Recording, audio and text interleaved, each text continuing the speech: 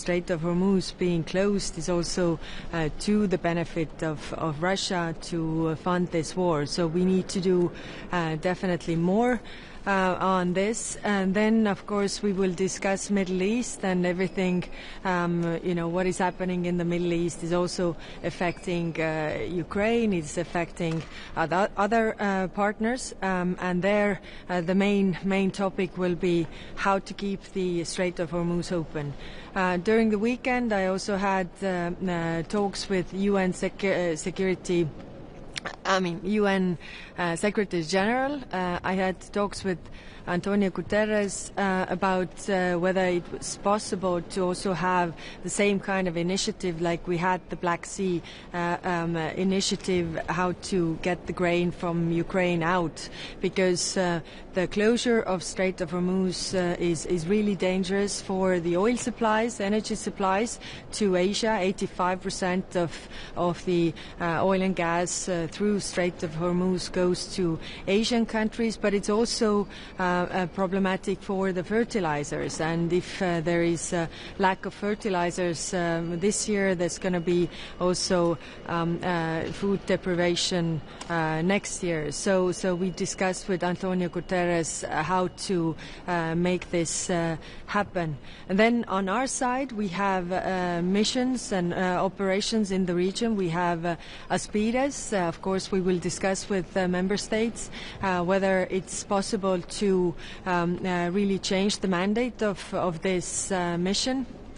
The point is that whether the member states are willing to actually use this mission. If we want to have security in this region, then it would be easiest to actually already use the operation that we have in the region and maybe change a bit. There is also talk of coalition of the willing in this regard, but we also need to see what could be the fastest to provide this opening for the Strait of Hormuz. But of course, as you can see, it's not easy. And then we will also have a discussion on the southern neighborhood.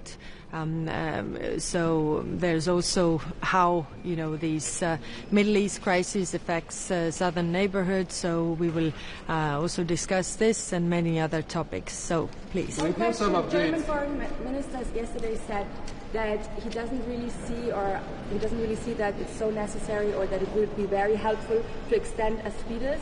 What is your position on this?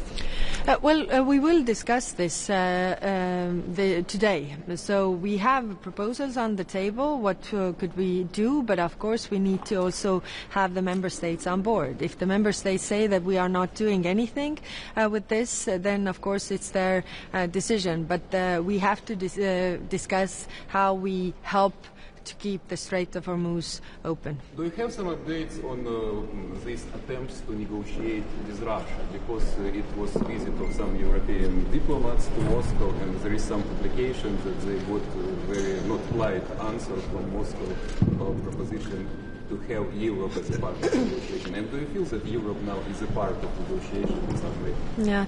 Well, this is not surprising. I mean, Russia has shown that they don't really want to negotiate. They are actually increasing their attacks on Ukraine because they want to have their maximalist goals satisfied. And that's why, because Europeans are not willing to give them these maximalist demands, then of course why should they talk to us? What should be our approach is to increase the pressure, and that's why enforcing the oil price cap is very important. Also using sanctions and the 20th sanctions package, fighting the shadow fleet, also giving 90 billion a loan to Ukraine. This is all important, that we would put the pressure on Russia so that they would go from pretending to negotiate to actually negotiate. Representative, President Trump has said that NATO faces a very bad future if U.S. allies fail to assist in opening the Strait of Hormuz. What is your response to that? And are you concerned that the Middle East war is going to be more linked to Ukraine and NATO? Well, clearly, all these security theaters are very much interlinked when it comes to the capabilities that are needed in Ukraine or in the Middle East, when it comes to also our attention. That's very, very clear. And, the actors or our adversaries are also using this. So this is very, very clear.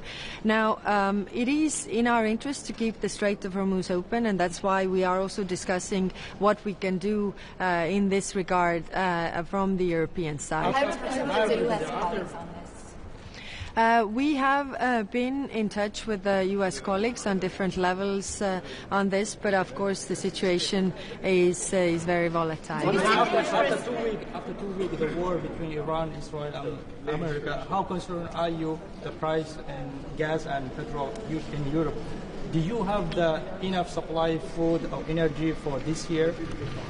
It is clearly affecting the overall oil price in the market. So it raises the prices, that's very clear, even if we are not so much dependent on these sources that come from the region. But, these are all global issues. So, of course, we are very concerned. At the same time, when we have the FAC, there's also the meeting of energy ministers, and I was in contact also with the energy commissioner that, what can we do in this regard to actually, keep the oil price on the global market down, because it affects everything. Yeah.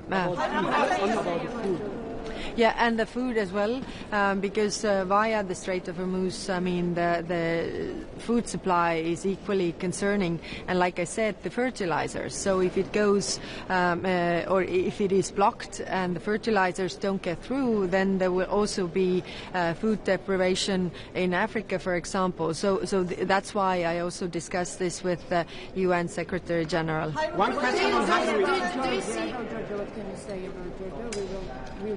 We know that will be discussed about Georgia. Yes.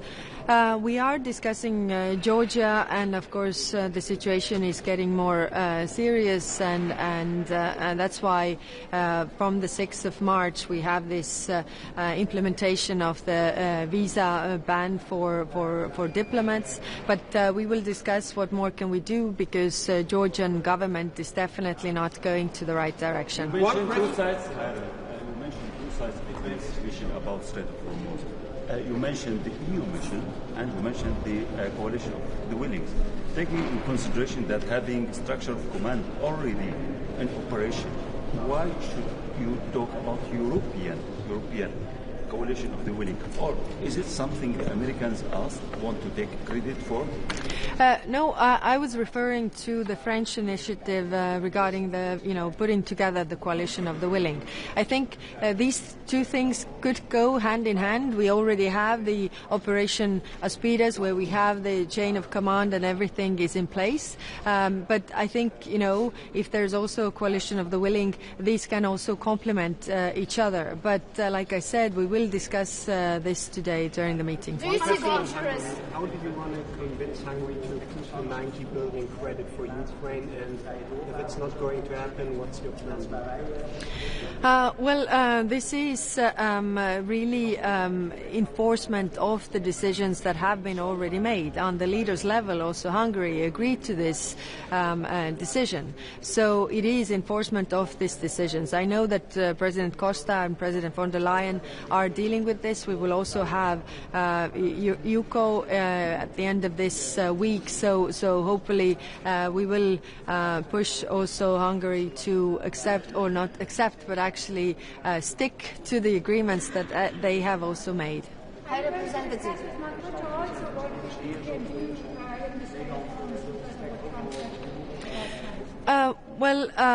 We have been in contact with NATO previously, but this is out of NATO's area of action, really. So that's why we have the Operation Aspides, and there are member states who are also willing to contribute, whether it's in the coalition of the willing or in the operation itself. But it is out of NATO's territories. There are no NATO countries in the Strait of Hormuz.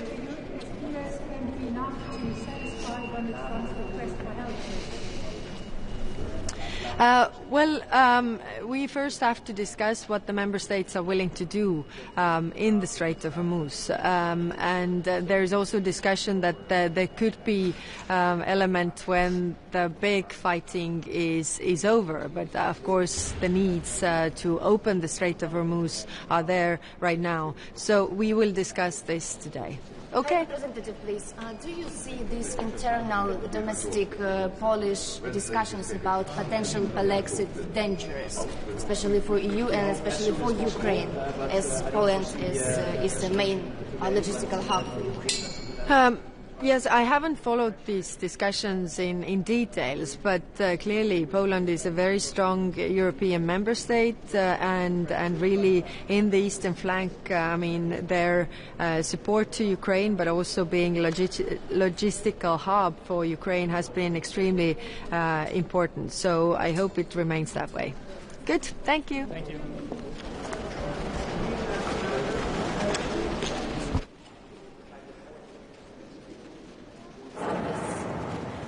We have been in touch with the... Waar moet ik staan? Ik wilde jullie een hand geven, maar dat... Het is een stip, volgens mij. Dat is een stip, oh ja. Ja, stip. Maar mag gewoon doen wat u comfortabel is. Ladies first. Prima.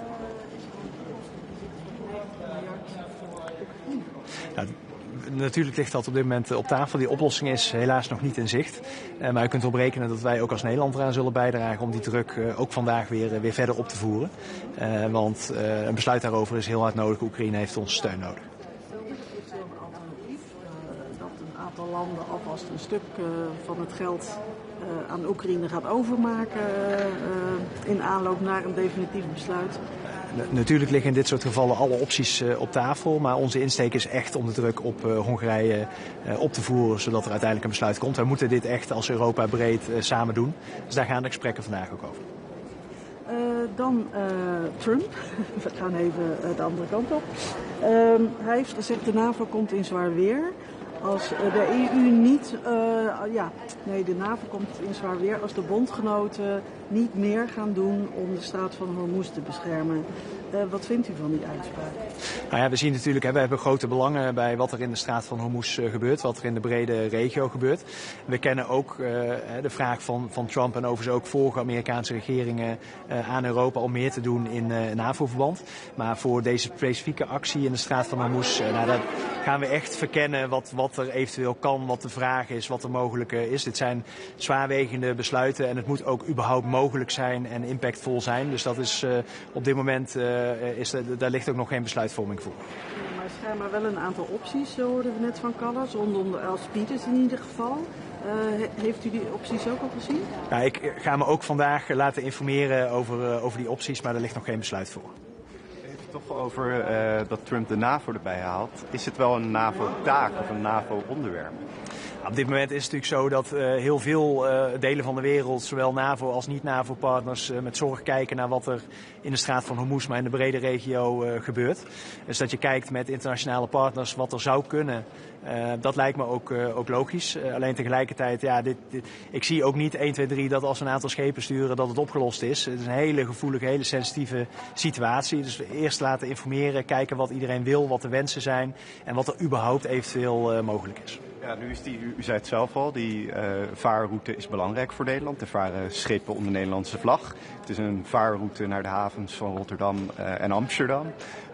Hoor ik ook goed dat u het niet uitsluit dat Nederland in de toekomst, misschien op een moment als de strijd iets minder heet is dan het nu is, een bijdrage zou kunnen leveren? Nou, waar we op dit moment ons op richten is bijvoorbeeld extra sancties in relatie tot de vrije doorvaart, om het zo maar even te zeggen.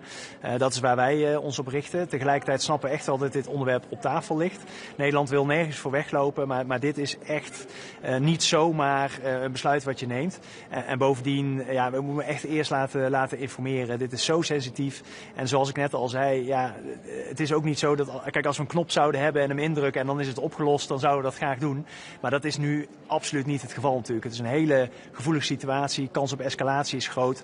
De gevaren zijn groot in de straat van Hormuz, zolang Iran daar of met zeemijnen of met onderwaterdrones op wat voor manier dan ook schepen kan raken. Dus dat betekent dat iedere stap die je zet moet zeer zorgvuldig zijn. Nederland wil het gesprek overal over voeren, maar in dit geval echt wel terughoudend over hier heel snel besluiten over nemen. Ja, vandaag zal dan ook met die discussie gaan over Aspides. Moet je dat uitbreiden? Ook in relatie, begreep ik, tot de straat van Hormuz.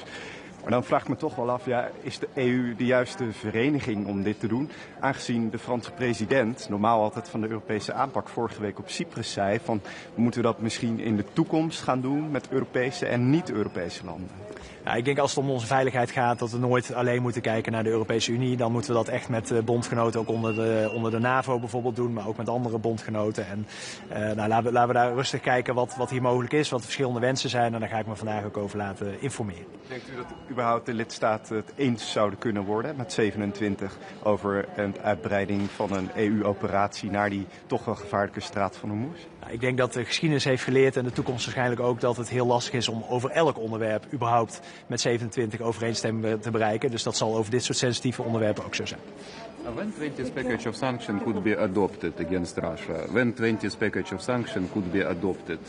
Well, we hope as soon as possible, but I don't foresee a solution today. But in the interest of the Netherlands, we try to keep on pressuring Hungary to agree with the package, because we believe that keep pressuring Russia is in the essence the most important thing we can do.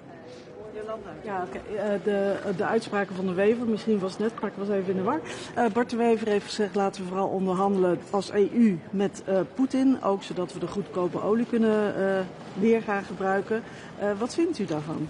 Nou, ik begrijp dat alle collega's de wens hebben om die oorlog zo snel mogelijk te laten eindigen. Maar wij als Nederland vinden echt dat dat begint. En het belangrijkste is gewoon de druk op Rusland opvoeren. I'm from Independent Georgia Media Platform. Yes. As I know today, Germany and France will inform colleagues about Georgia. So how do you estimate the situation? As you know, Georgian people still fighting. I'm looking forward to the information by the colleagues. I will listen to that and in general, how do you estimate the situation in general? In general, we have concerns about the situation, and I will I will inform myself about the information of my colleagues. We have to sit now. Thank you.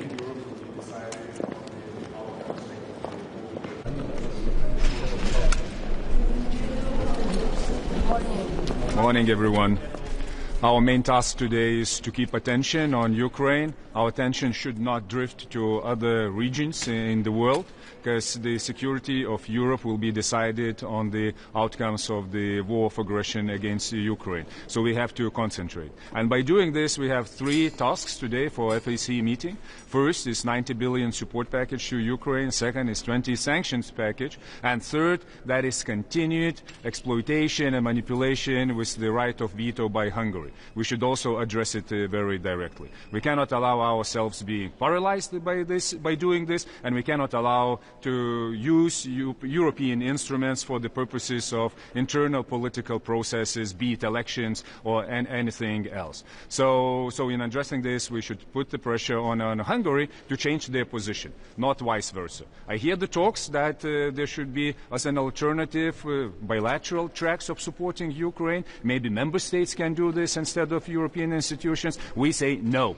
We should continue on what we decided, on what leaders decided last year, and provide Ukraine what we have to. This is to decide between United States, Ukraine, and us, European Union, how the future security arrangements will look like in Europe, what will be the security guarantees for Ukraine. From our side, that's a membership That's why we have to proceed with this. And the second, that's a long-term financial support to Ukraine. Moreover, what concerns the war against Ukraine, we see that it has the spillover effect ecologically as well. We really condemn Russia's attack on the hydropower plant, Novodniprovsk in Ukraine. That caused the ecological effect also for Moldova, with the oil spills into the Dniester River and causing the health problems and other risks. We really commend Moldovan's government response to it, and we call for the EU civil protection measures to being introduced in assisting Moldova on this. Moreover, what we will talk about today, that will be also the Russian combatants being banned of entering European Union. We cannot allow war criminals come to European Union, enjoy what we have there, enjoy the sunny holidays and Aperol Spritz in our capitals. This is not the way how it should be done. We should ban the entrance and say that you are not welcome, and it won't be like this, that you can travel across Europe. On Iran, we really condemn the attacks on the Gulf countries, on Cyprus and on other countries in the region. Iran should stop escalating the situation and return to diplomatic track. We also think that following the increasing energy prices, we're all concerned about, of course it will have the effects on our economy. We should not fall into the trap reviewing sanctions on Belarus and Russia. That will be the strategic mistake. There is nothing more expensive than cheap Russian oil. Believe me, we know what it means. That's the loss of political autonomy. That's the gateway for corruption, for political interference, you name it. And that is being the agent of Russia's interests, as we see already happening somewhere in Europe. So we should look for the other solutions and cooperate more with the Gulf countries for providing protection from them. Using this opportunity, I want to thank all the EU member states that assisted Lithuanian citizens to leave the region. We also saw that EU coordination mechanism on providing consular services lacks some cohesion. We should review it. In purpose, EU citizens would be protected at the same standard everywhere in the world where the crisis starts. You're also discussing Georgia's topic. Do you know what is your main concern, and do you know what is the specific proposal? Deteriorating situation in Georgia, that is of course of the concern, and we will discuss it today. The misuse of the so-called Agents Act causes really deep concern about the democracy status in Georgia, as we did it previously. So I'm really looking forward to discuss it with my colleagues, what we can do on this matter. Minister, about what instruments are you thinking when talking about to put pressure on Hungary? Are you considering also Article 7? Oh, we talked about it previously, and it's not this exact format, but we have to be very open about it, because what we and then also in today's discussion, what we see that is the behavior that contradicts the principle of sincere cooperation, of solidarity, and of shared security interests. Because what I see in the decisions and proposals and in blocking some initiatives, starting from peace facilities, starting from support to open the negotiations with Ukraine, many things. I see that it goes against the fundamental interest of European Union. Then the main question is whether we are in the same boat, whether we are really connected in the spirit of 42.7 article, and that is the fundamental question. And I really expect that internal political affairs in Hungary won't affect what is our main security interest, what is on our skin. It cannot be like this. Minister, it seems like the United States are now quite distracted from negotiations on achieving peace in Ukraine. Do you think should Europe step up with its own kind of track of negotiations with Russia, as Prime Minister Bardevev, for instance, proposed? Once again, if we want to get engaged with Russia in different talks, and especially in the tough ones, what concerns stopping this war, we have to approach it from the position of strength, not a position from loser.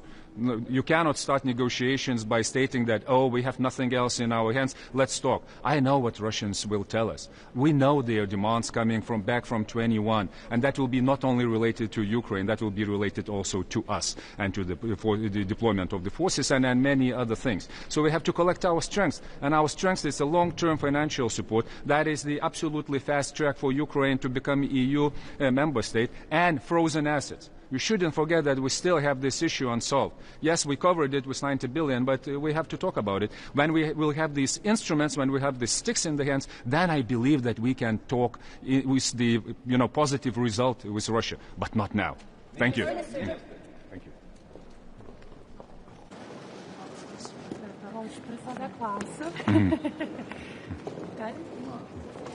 Tai pirmiausia, ministrė, artimieji rytai ir girdėjome Donaldą Trumpą tikintis, kad NATO šalys narės padės užtikrinti Hormūzo sąsiaurio atidarimą, nors jo retorika ne tiek prašymas, kiek labiau tokie pareiškimai, kad tai pakenktų NATO, ar turėtų NATO šalys čia padėti?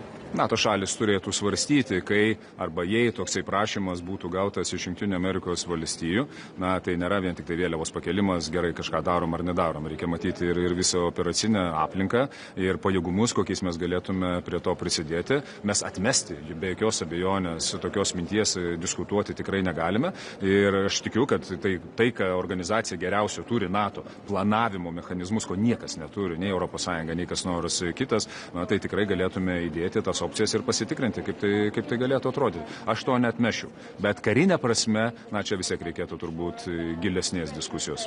Nes čia turbūt situacija tokia, kur Jungtinės valstijos su Izraeliu pradeda karą ir po to tikisi, kad kiti įsitrauks.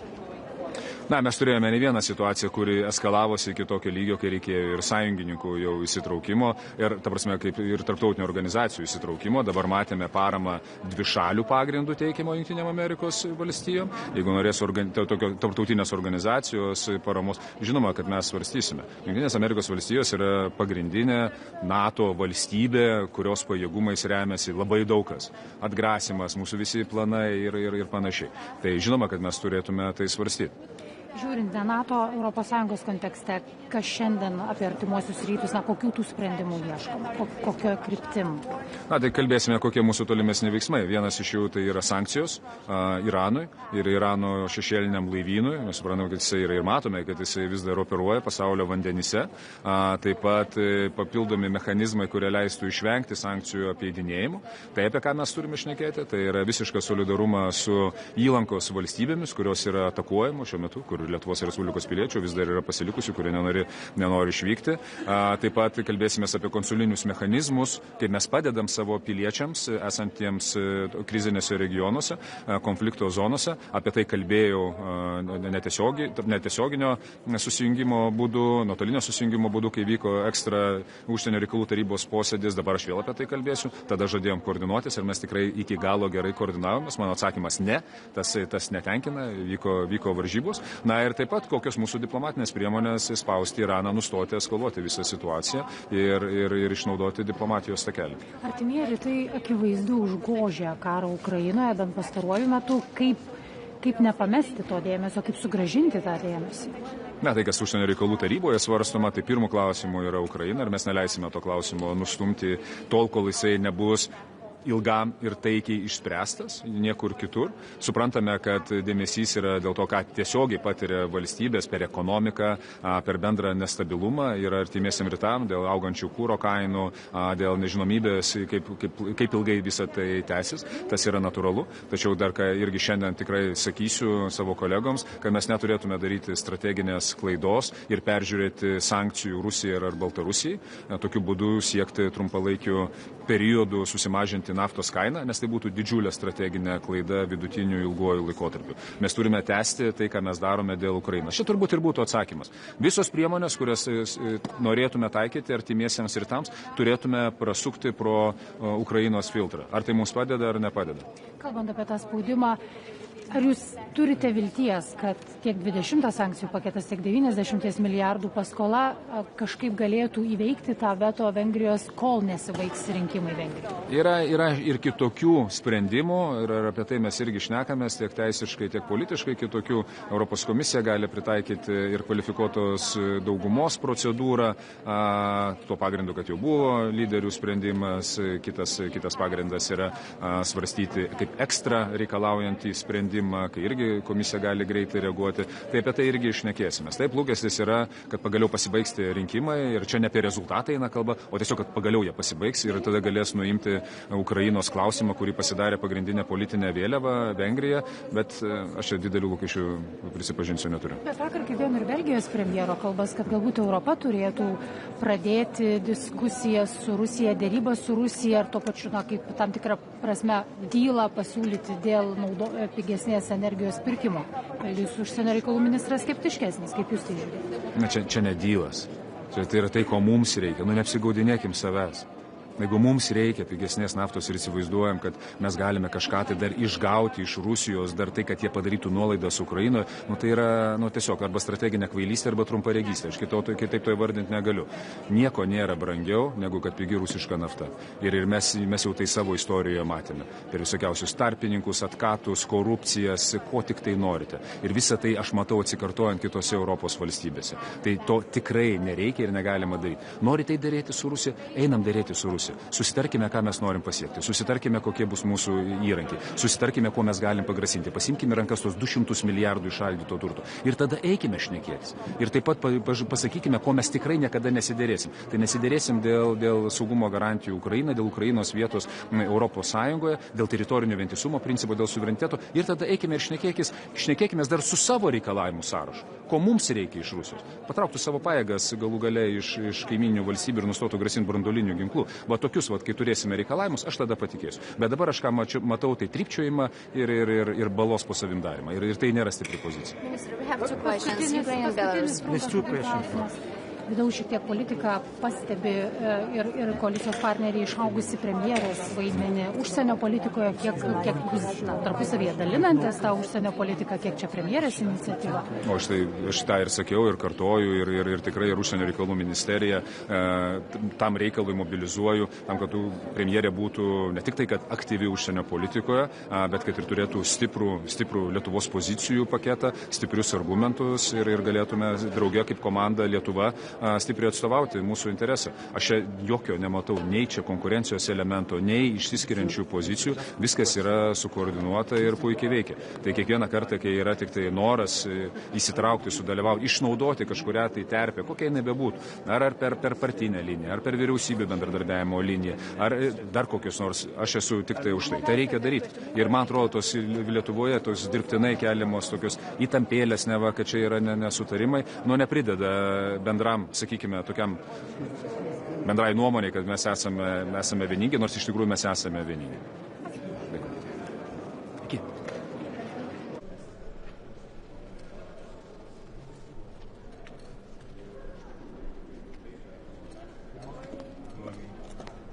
Good morning. Important day today at the Council of Foreign Affairs.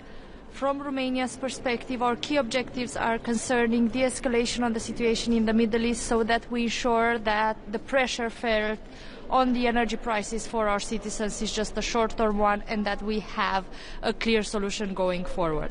As we speak here today, Prime Minister of Romania has talks back home with oil producers, as Romania is an oil and natural gas producer, and we want to make sure on our own part that we have a solution to keep the prices steady, but also that we are able to contribute to the European solutions to that.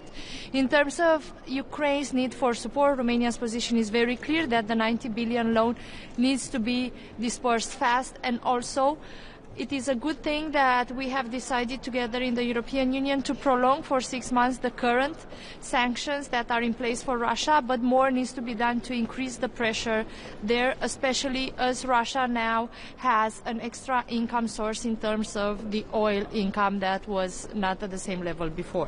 So that means for us at the European Union level, and Romania's point of view is that we need to continue accelerating the pressure we generate here on the 20th package of sanctions. Also, the conversation with the Indian Foreign Affairs Minister is very important. We have met in February on a bilateral talks, and we will continue here at the European Union format for Romania. The trade agreement is important, especially for our car and digital services industries. This being said, something that has happened this week is that we have seen the unprovoked Russian attack to a Ukraine power plant that has generated an environmental crisis on the Dnistru River in Moldova. I want to commend the Moldavian government for the swift response, and also it is one of the moments where we can provide help through the European Civil Protection Mechanism. This is actually a moment also to say thank you to the team of the European Civil Protection Mechanism, as we have coordinated through that mechanism throughout the last days, also in bringing our citizens back home safely from the Middle East. Romania has been the first country to activate the air transportation capabilities of the European Union Civil Protection Mechanism through the rescue mechanism, together with our teams back home. If you have any questions. The German Foreign Minister said yesterday that he doesn't really see how it would help to extend ASFIDES, the mission the EU has. What is your position on this, and would you like to have ASFIDES be extended? If I would like to have, sorry? ASFIDES, the sea mission, that the NATO mission for State of Hormuz, would you like to see it extended? Something that Romania has done is that we are not involved in the sea mission you are mentioning. For us, it is very important that we keep a focus when it comes to our naval capabilities on the Black Sea, because that also has its own challenges. But we are ready to contribute to the common conversations in terms of the naval sea mission that you're mentioning.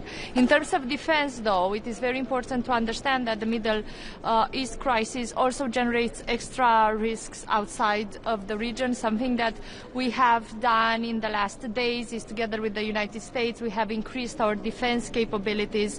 Romania has, since 2016, an anti-missile air defense system together with the United States at the Devaselu, and we will continue to provide access for defense non-kinetic support.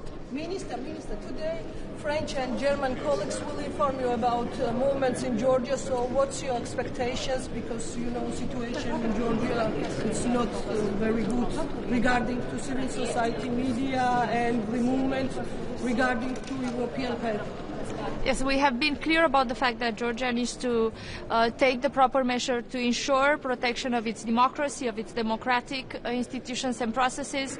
We are neighbors of the Black Sea, and in that sense, we are also one of the first European countries that have signed a strategic partnership with Georgia. We want to continue to see Georgia on a European path and see the will of its citizens enacted in political decisions, especially now that the Black Sea is so important, not just in terms of the security situation for Europe, but also in terms of the energy transportation infrastructure, the undersea cable infrastructure, and especially how can we have the Black Sea as play its own role in terms of connection with other continents as well. We had a dinner last night among the Ministers of Foreign Affairs for the Free Seas Initiative in order to continue to have the investment fund and proper decisions to connect our seas, but also make sure we have the proper energy logistical lanes that are needed. And I think the current crisis on the Strait of Hormuz also shows that it is essential in the next year to develop more and more infrastructure in terms of having alternative flows of energy when a crisis arises in different parts of the world. Minister, President Trump has said that NATO faces a very bad future if U.S. allies fail to assist in opening the Strait of Hormuz. What is your response to that? We have said and will continue to say that NATO is first of all a defensive alliance, and that is the most important part that needs to be focused on. On terms of providing support, as I have said, Romania has agreed to allow the United States that together we increase our defense capabilities, exclusively non-kinetic capabilities, because I think it is also important that once we have these strategic partnerships in place, and Romania and United States have a strategic partnership for a long time, that when it comes exclusively to defensive capabilities, that is something that we can use. Thank you.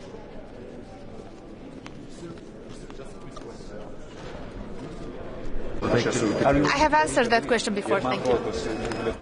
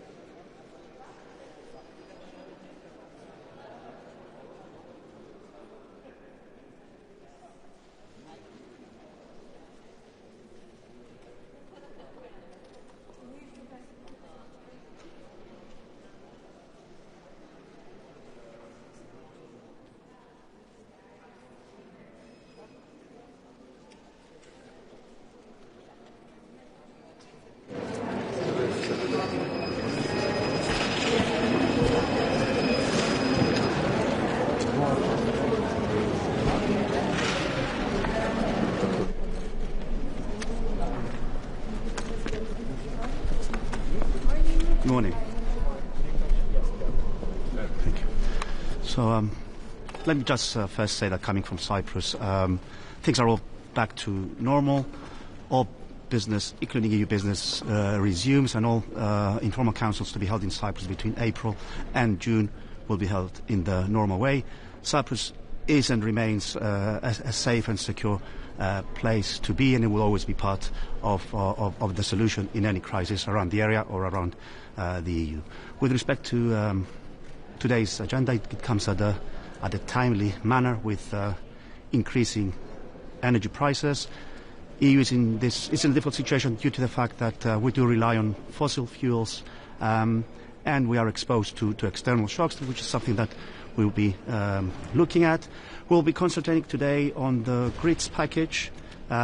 650 billion of investment cannot just come about from public money. We need to be considering private investments into our energy infrastructure. We'll also be discussing affordable energy. We'll also look into Moldova and Ukraine. And of course, the message is that the more we invest on our energy, we're investing in our security, we're investing in our competitiveness. Thank you. Minister?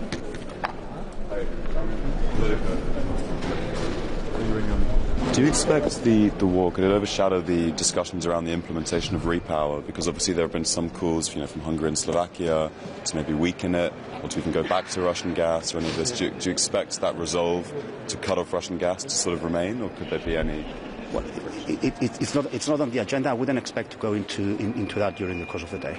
Okay. Minister, would you support a cap on gas prices to bring down energy costs? Well, again, it wouldn't be on the agenda. It's probably a part of also a different council to discuss. Something we'll be looking at potentially in the future. But do you have a position yet? No. Minister, do you think that what's going on in the energy prices make you calm down? We don't see really quick reaction to a big events going on. Well, it all depends on how the markets will react on energy prices and how long the crisis will get into. It's something to also be discussed. I'm sure you appreciate that there's a UCO council during this week, so more will be discussed at that point in time. And what should be done? Is it about the supplies? Is it about the security of supplies? Is it about downing the prices by putting more reserve? What is it about exactly? Well, two things. Security of supply is one thing. You need to secure your energy, and energy prices are a different matter. So there are two things that you need to be looking at. Security of supply can come up with higher energy prices in any event. It's more of a complicated situation. We need to be looking at it in the near future. Thank you.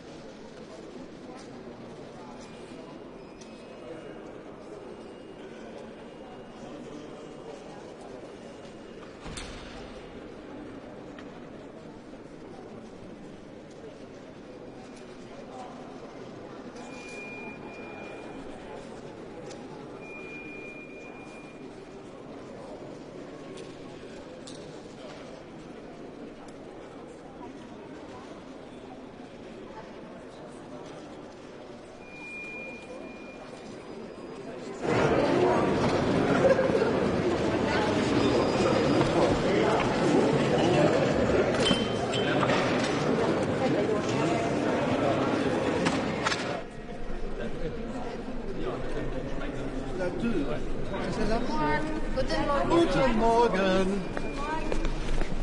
Alors on va commencer en français. Réunion ce matin importante où nous avons une situation internationale qui ne s'améliore pas. Le détroit d'Ormuz, tout le monde se demande comment ça va se passer avec le gaz et le pétrole. Il ne faut aussi pas oublier l'aide humanitaire. J'ai eu Tom Fletcher qui était à Luxembourg il y a quelques jours, vendredi, et qui m'a dit que le problème qu'il y avait aussi, c'est que toute l'aide humanitaire ne rentrait pas pour l'instant. Le Liban, avec, si j'ai bien compris ce matin, des attaques terrestres de la part d'Israël. Donc une situation qui n'est pas en train de se désescaler. Et je crois que quand on pense qu'il y a une fin de conflit bientôt, je suis plutôt inquiet. Un déjeuner avec le ministre des Affaires étrangères indien, important, parce que comme l'Europe trouve toujours qu'on est très attractif et qu'on voit qu'on a du mal à signer les accords avec des partenaires, content de pouvoir recevoir un partenaire important. Et la plus grosse erreur qu'on pourrait faire, c'est de pousser les Indiens dans le bras des Chinois et des Russes surtout. Donc au contraire, essayer de trouver des solutions ensemble. Et puis l'Ukraine, il ne faut pas qu'on l'oublie, parce qu'on parle tout le temps de ce qui se passe dans le Golfe, mais il ne faut pas oublier qu'en Ukraine, il y a la guerre qui continue et des gens qui souffrent tous les jours. Voilà. Et je suis à votre disposition. Minister, Yes. let me ask you a question. How can you comment on post-exit talks in Warsaw? How can it affect Ukraine especially? I don't know the polls of Warsaw, excuse me. Usually I'm trying to look the polls in my country, but I don't know all the 26 other capitals. How do they look? Yes, yesterday Donald Tusk said like the veto of President Nawrocki is like a kind You must of... be from Polish press. Yeah. Yes, but no clue. I didn't know what's happened in Warsaw. I'm sorry. So, people are Polish against or in favor? 50-50 actually. 50-50. So it's 50-50 divided. Yes. Your colleagues from French and German today will inform you about the movement and situation in Georgia. What's your expectations regarding the recent developments there? You ask me that question every council, and the thing, nothing changed. The problem is it doesn't go still in the right direction. So you know that I have good contact with Minister of Foreign Affairs, and I regret because the way was a European way, but they always they don't come closer, and that's the problem. Voilà. Auf Deutsch, ja.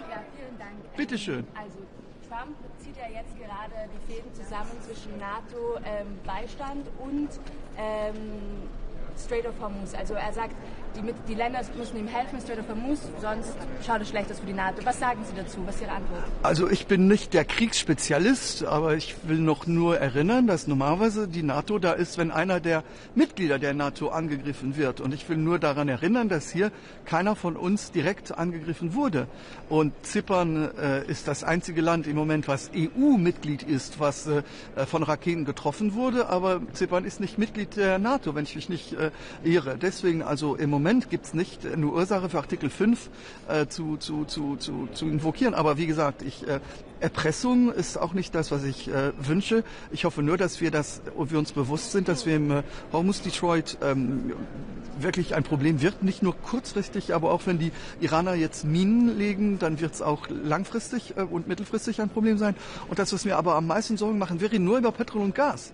Aber Lebensmittel kommen mal nicht durch. Und das heißt, es ist ein Risiko, dass sogar die Leute Hilfsgüter nicht mehr bekommen. Ich hatte Besuch von Tom Fletcher am Freitag und er hat uns gesagt, dass er jetzt verhandeln würde mit den Iranern, damit auch Lebensmittel wenigstens durchkommen. Und das ist ein Problem. Wir reden immer über Wirtschaft, aber man soll auch die Menschen nicht vergessen. Und was in Libanon jetzt passiert, sieht auch nicht gut aus. Also ich mache mir schon sehr, sehr viel Sorgen. Und wenn wir von wirklich Deseskalat reden und dass wir wirklich kein Feuer und wirklich kein Öl aufs Feuer legen müssen, muss ich Ihnen sagen, dass ich das Gefühl habe, dass wir in die falsche Richtung gehen. Also es sieht nicht so aus, als würde morgen wieder alles vorbei sein. Aber wir sollen auch nicht im Hinterkopf vergessen, dass die Ukraine noch gibt. Und ich habe jetzt gestern die Zeitung gelesen, dann steht die Ukraine auf Seite 17 und dann die 10 ersten Seiten sind über Golfländern und über den Iran.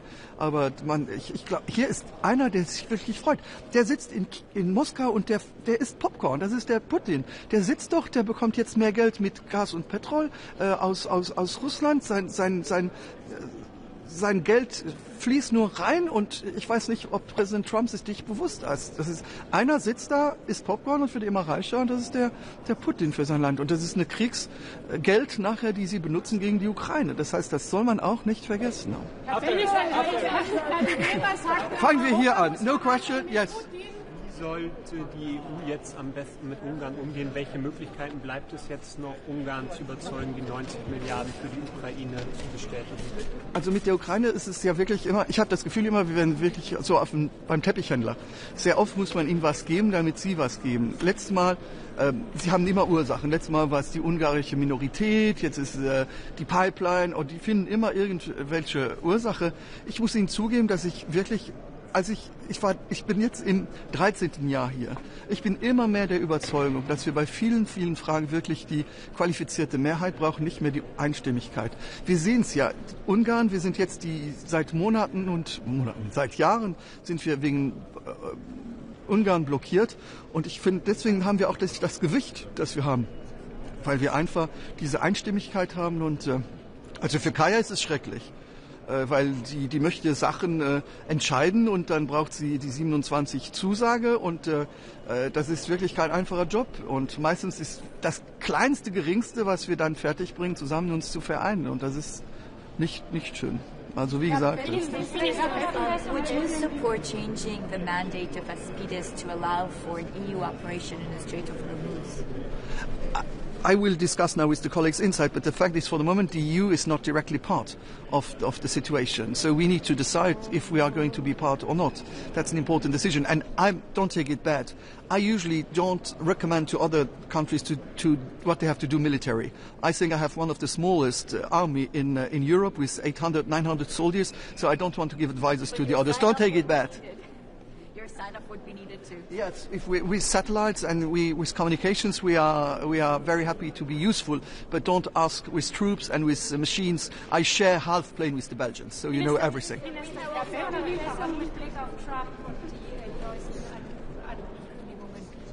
Haben Sie Angst, dass jetzt wieder in der NATO zur nächsten Krise kommt, wenn die Europäer nicht helfen?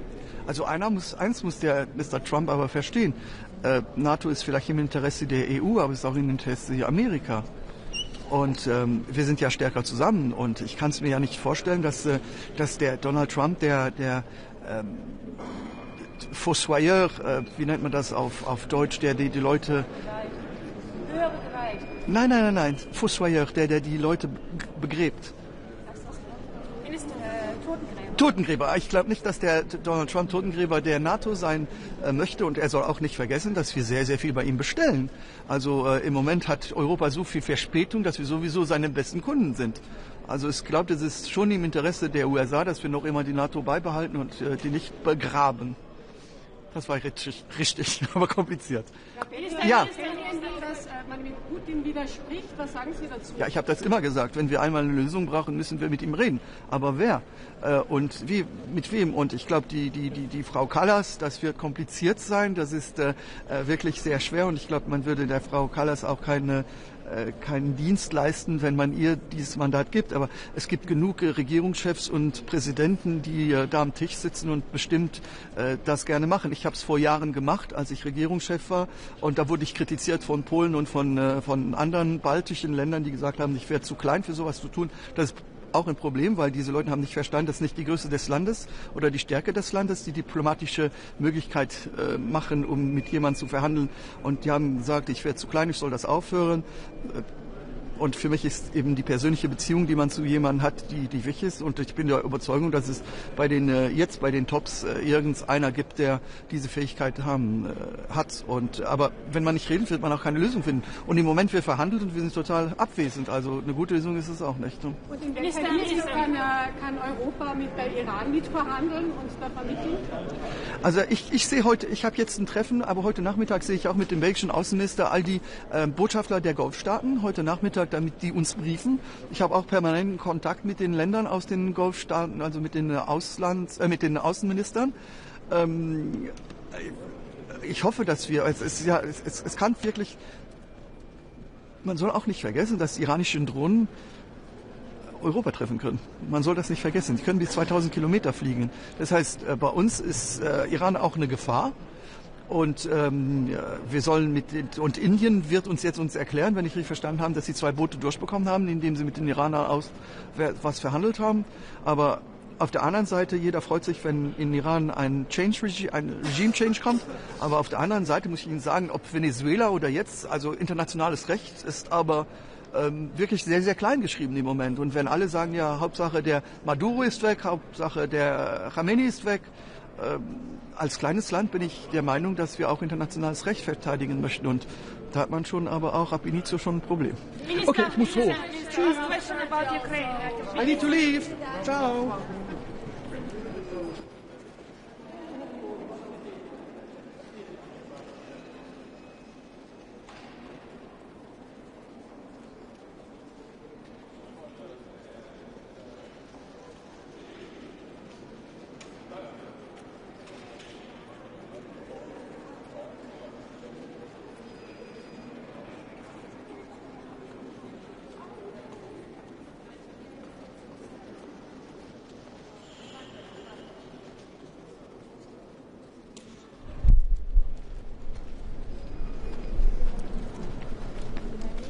Good morning, everybody. So today we are obviously going to be discussing the very high energy prices in Europe. We are not in a security of supply problem. We are, however, of course, affected by the very high prices on the global market of oil and gas. And it's important for me to underline that we are in a much better situation in the EU now than we were in 22. Why? Because we have more renewables in our system, because we've diversified our supply in general in our energy system, because there's less hours where it's gas that sets the price for electricity. All of these things are, of course, a result of the different reforms that we've made, learning from the crisis in 22. Having said that, of course, we are affected. It's important that we stay on track, that we do whatever we can to deploy more renewables faster. And that's also why the discussion today on the grids package is very timely. We know for a fact that there's 2 things that will bring prices down in Europe. One is more renewables as fast as possible, so we need to get times for permitting down fundamentally, and being more interconnected. The more interconnected we are, the more of an energy union we have, the lower the prices will also be. Yes, a few questions? Commissioner, Družba pipeline today, there's a European, but I'm carrying it with the Slovaks. You're meeting them also together with the Croats. The situation has significantly escalated. Do you believe that the pipeline is broken, and are you calling the Ukrainians to support a fact? I've just had a meeting this morning with the Ukrainians, and they are working as hard as they can to fix the pipeline. Belgian Prime Minister added his voice to the group of countries that are saying we should reconsider our relationship with Russia, especially on energy. What's your response? Excuse me? The Belgian Prime Minister has added his voice to a group of nations at the weekend saying we need to reconsider our relationship with Russia, and in particular Russian energy. We're missing out on loads of cheap Russian energy as a result of this war. What's your response to that? So we've decided in the European Union that we do not want to import Russian energy. Before Christmas, we made it into law that we will ban the import of gas. I said also that we will put forward a ban on oil. As you know, we have sanctions on oil already, but 2 countries have derogations from those sanctions. And in my opinion, it's extremely important that we stick to this line. We cannot, in Europe, help indirectly financing Russia's brutal, illegal war. And we have been, for too long, dependent on energy from Russia, making it possible for Putin to blackmail us with energy, making it possible for Putin to weaponize energy against us. And we are determined to stay on course in these issues. It would be a mistake for us to repeat what we did in the past. So therefore the signal is very clear. In the future we will not import as much as one molecule from Russia. Sweden is extremely critical to the bottleneck charges, the grid package. What is your answer to the Swedish Minister? So it's extremely important that we find solutions for the bottlenecks that we do have in Europe. We all agree that we want the prices down. At the same time, we have to admit that we haven't worked fast enough to do some of the things that we know will bring the prices down. And amongst those things are becoming more connected. So I put forward now, on behalf of the Commission, plans that will help remedy the problems that we have. We will now, of course, discuss in detail the content, and of course I will be listening to ministers from all countries with their concerns. But the general line of direction, I think, is one that has a broad support. After 2 weeks of the war between Iran and America, Israel, do you think right now you have an energy crisis? And if this war continues for several months or for 1 year, are you ready? So we in the European Union are actually not that dependent on getting fuel, either gas or oil, from the region. So we do not have a security of supply issue. But we have a price issue, because when world market prices go up, of course that also affects us. So we are very well aware that we need to not only monitor the situation, as we of course do, we need to also prepare, because the situation can escalate even further, and we need to be ready for also deploying short-term measures to try and help member states in that situation. Last question. Sir, I have a question about Georgia. When it's the moment when the Russia-Ukraine war is ongoing and we see what is happening in the Middle East, do you see Georgia as the main transit country of the Middle Corridor or no? So this is a situation where, of course, we are speaking to all countries in the region, all of our partner countries, all of our neighboring countries, in order for us to maintain the possibility to diversify our energy imports. And that, of course, will continue. Thank you all.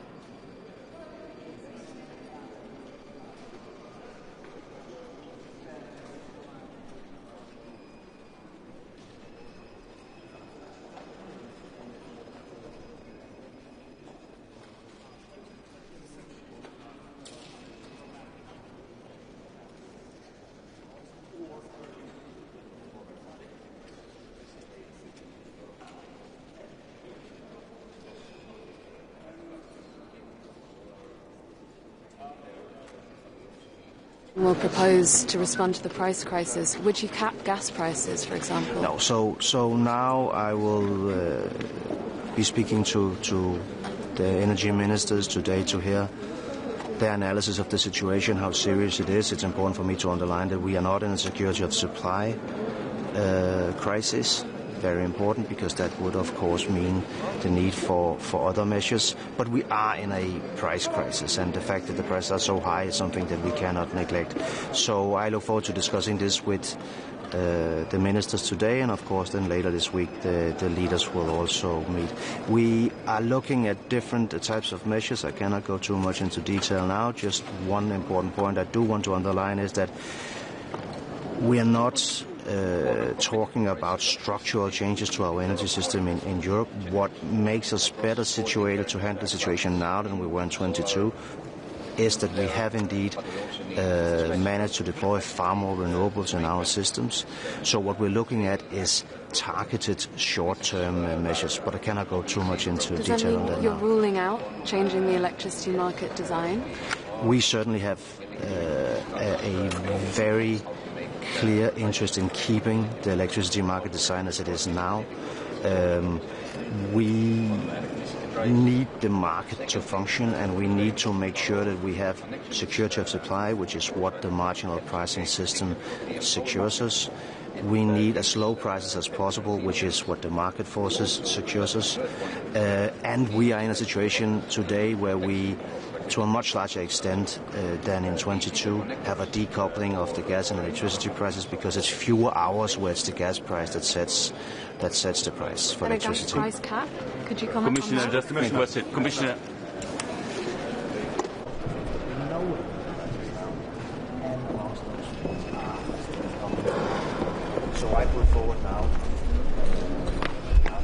Άλλη μια διεθνής κρίση χτυπά την πόρτα της Ευρώπης, δοκιμάζοντας τα αντανακλαστικά της.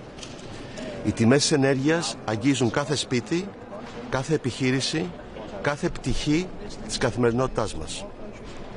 Η Ευρώπη αυτή τη φορά πρέπει να είναι προετοιμασμένη, με στοχευμένα μέτρα και ευελιξίες για την προστασία των πολιτών και των επιχειρήσεων. Πρέπει να σταθεί στο ύψος των περιστάσεων. Η Ελλάδα το πρώτο δεκαήμερο του Μαρτίου είχε την έκτη χαμηλότερη χονδρική τιμή ηλεκτρικής ενέργειας στην Ευρώπη. Χάρη στο διαφοροποιημένο ενεργειακό μείγμα, στις ανανεώσιμες πηγές και στα υδροελεκτρικά της. Προχωράμε με σχέδιο και αποφασιστικότητα. Δεν εφησυχάζουμε για την ενεργειακή επάρκεια, τη σταθερότητα των τιμών και την προστασία των πολιτών και της οικονομίας. Σας ευχαριστώ πολύ. Να είστε καλά. Τα δίκτυα είναι πάρα πολύ σημαντικά. Έχουν να κάνουν με την επίτευξη της ενιαίας, ανθεκτικής, διασυνδεδεμένης Ευρώπης προς όφελος όλων. Είναι στιγμή η Ευρώπη να κάνει το επόμενο βήμα, το επόμενο άλμα, για να μπορεί να έχουμε για πρώτη φορά μια πραγματικά ενιαία ηλεκτρική αγορά ενέργειας στην Ευρώπη, που μέχρι τώρα το έχουμε πετύχει. Σας ευχαριστώ πολύ. Να είστε καλά.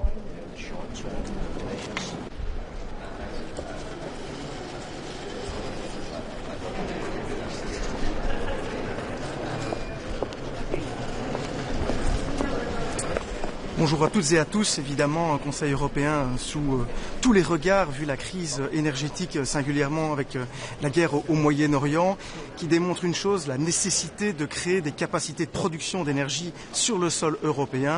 Et pour cela, évidemment, on accueille favorablement la note SMR de la Commission européenne, mais également les déclarations de la présidente la semaine dernière au sommet européen de l'énergie nucléaire, au sommet de l'énergie nucléaire à Paris, où elle a déclaré que c'était une erreur stratégique d'avoir quitté le nucléaire et tourner la page du nucléaire. Mais avoir des capacités de production, c'est une chose, mais avoir un réseau interconnecté à l'échelle européenne est primordial. Et c'est pour cela que les discussions sur le Grids Package aujourd'hui seront très importantes. On accueille également cette proposition avec beaucoup d'enthousiasme, bien qu'il reste certains éléments à modifier. Ce sera l'objet des discussions aujourd'hui. Bonne journée.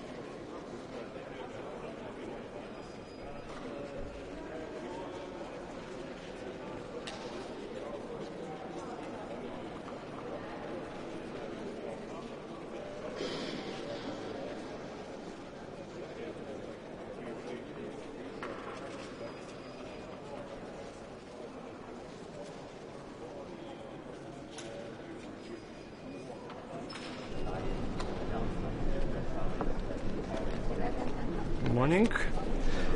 Today we'll have three important topics within the Energy Council. So first topic is European Grids Package. We welcome the inclusion of the protection and resilience of the critical energy infrastructure topic. This is a very important topic for us, for our region, and for the entire EU.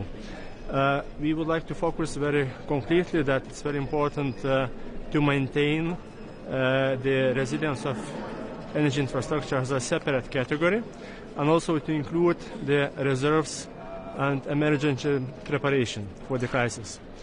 The second topic is the affordable energy prices, the action plan. So there will be some reflection on that element. Of course, now we're living in the global market volatility times, as well as after the extreme winter conditions. So the pricing is really very important for our consumers, both for the business and for the ordinary consumers. So here we would like to stress that it's very important to ensure the investments into the energy generation, further improve renewables, as well as the storage and the flexibility markets. That's the instruments how we can ensure more competitive energy supply for our consumers. And the last but not the least, we will have a separate format of G7 plus Ukraine Energy Support Group. Of course, last winter has been really tremendous and brutal attacks of Russia to Ukraine energy infrastructure. So on that topic, Lithuania and all the EU member states supported Ukraine extensively by the energy reserves. And now we have to prepare for the next winter. And what is really important that we see in Europe crisis after the crisis. So we have to prepare better for the next times. And it's very clear that there are no place for Russian energy, both gas and oil. So we have to ensure and not to compromise any of these items. Minister, oil prices are rising and we're the biggest energy-specific country. So what exactly measures will you take because this war seems to be dragging on quite long? So last week important decision has been taken within the IEA, International Energy Agency, and it is the possibility to release some of the oil and oil products reserves. So we are planning to do that within Lithuania in the next couple of days. And we think that this is a fast and really emergent measure would be really benefiting for our consumers. Minister, President Zelensky told that Russia could earn up to $10 billion if sanctions decrease from oil. Is it realistic number? Well, of course, we have different calculations, but the main trend is that actually Russia is benefiting from the current energy crisis, and that's the way, and our message is very clear that we have not to compromise our previous decisions. So Russian gas should be out of the European system. Russian oil also should be not there. So this is not only about the sanctions package, this is also about the future. So we are looking forward for the European Commission on the separate communication on the oil phase out of this import, and looking forward to make the necessary decisions. Minister, what about the situation with Hungary, Slovakia, Ukraine and pipeline Druzhba? How do you see way out of these low prices both in the countries? Well, these things are not new for us, for Lithuania, because we have built Būtingė oil terminal in 1999, and then in 2006 the Druzhba pipeline to Lithuania was just without any supplies. So the best answer is, of course, the diversification and the alternative supplies. So now we are witnessing this deja vu story once again. Thank you.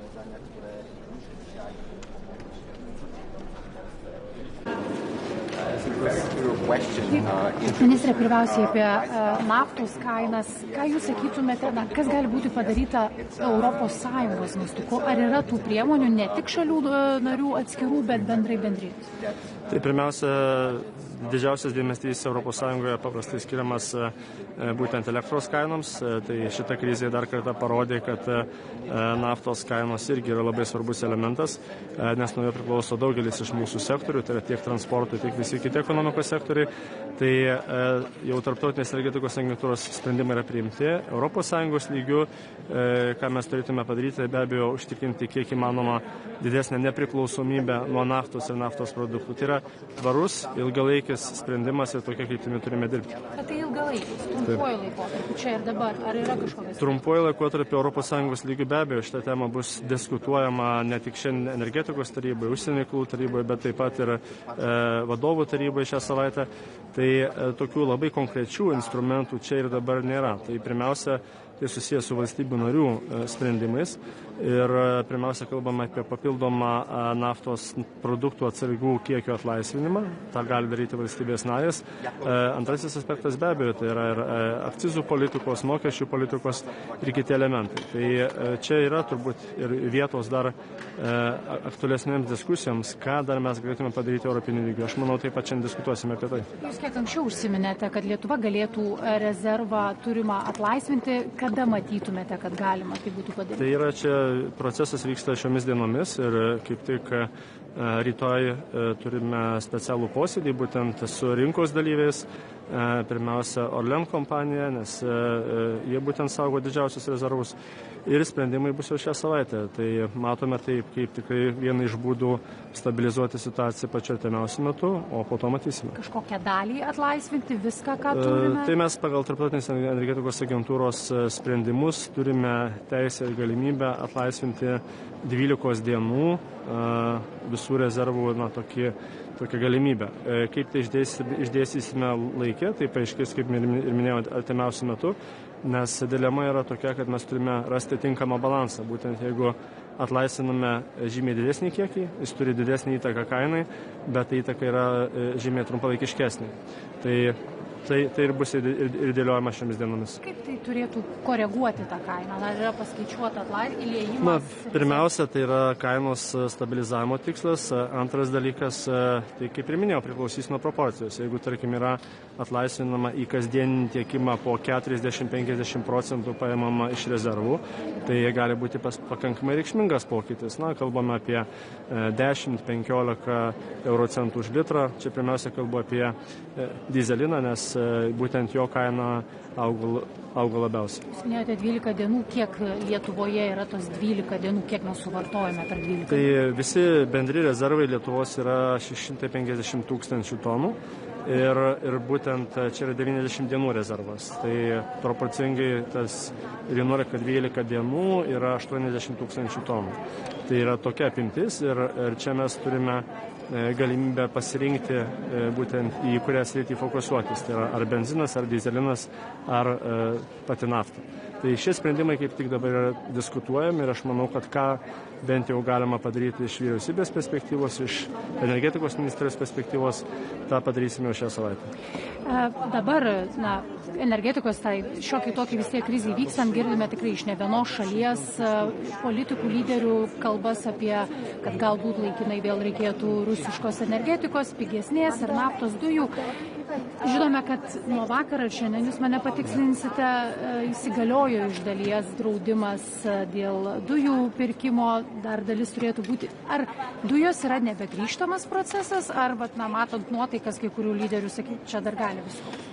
Tikrai tai yra tokie trumparegiški sprendimai apskritai diskutuoti tokią temą, nes Europa jau pasirinko labai aiškiai kryptį, tai yra atsisakyti priklausomybių. Ir praeitos krizės metu, 22-23 metų, energetinės krizės metu, mes jau tikrai išmokome tas pamokas. Tai tikrai neturime žiūrėti atgal ir netgi diskutuoti apie tokią galimybę. Dėl dujų sprendimai priimti, yra teisės aktai, yra privalomi įgyvendinti dalykai ir Europa dujų tiekimo atsisakys. Ta patį turime padaryti ir naftos klausimų, kalbu apie rusiškos naftos tiekimą ir aš tikiuosi, kad artimiausiu metu būtent Europos komisija pateiks savo pasiūlymus, kuriuos per artimiausius pirmininkavimo laikotarpius galėsime tikrai priimti. Sakytumėte, kad gali išaukti artimiausiu metu rusiškos milžiniškos naftos vartojimas, turint omeny, kad baiminamasi dėl kainų? Pirmiausia, turime suprasti tai, kad iš tiesų tai yra daug yra faktų, kuomet netgi esant apribojamams tam tikriems draudimams, Rusijos šešėlinis laivynas arba kitomis priemonėmis randa būdus, kaip būtent tą naftą patiekti arba naftos produktus į ES šalis. Tai mes kaip tik turime stiprinti atgrasymą, kad tokių galimybių būtų vis mažiau. Ačiū, dėkui. Quick question, Minister. Yes. International community used the oil reserve to calm down the prices, but we see that whatever is happening, this oil prices has never been calmed. What should be done to calm it down exactly? Is it about supplies or is it about extra measures should be taken? Okay. So first of all, of course, there are no one single solution to that crisis. We have to discuss and to take decisions on the various instruments. So first of all, what is really important that last week International Energy Agency took the decision to voluntarily contribute for the member states and to allow some of the reserves to be within the market. I would like to stress very clearly this is a historical decision. Of course, this is not the first time because it's the sixth time when the agency is taking such a decision, but on the reserve levels, this is unprecedented element, an unprecedented decision. So this is important element for the as a emergency measure, as a fast track measure. For the future, of course, we have to look on all the other elements. But of course, it's very important to ensure that the oil flows should be ensured. So that's really important, main sustainable decision for the future. So all these elements should be going together.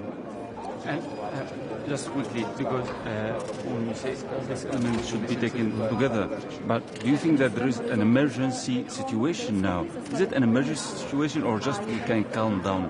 So first of all, we have to just to confirm that there are no emergency situation for the supply of oil, but concerning the prices, we have the global market volatility, and this is really important to ensure the competitive prices for our consumers. So from that perspective, it has been really a delicate but important decision by the International Energy Agency to confirm that from the pricing perspective, this is really the crisis situation.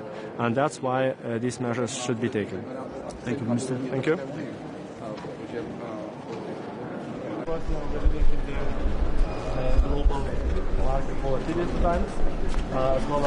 Good morning. So in this time when we see the energy prices really high at the tops, of course main goal is how to get them lower. We see for a short time it's definitely renewable energy. For a long time we must produce more our own energy. If we talk about energy price, what we can, it's more and more our own renewable energy generation powers.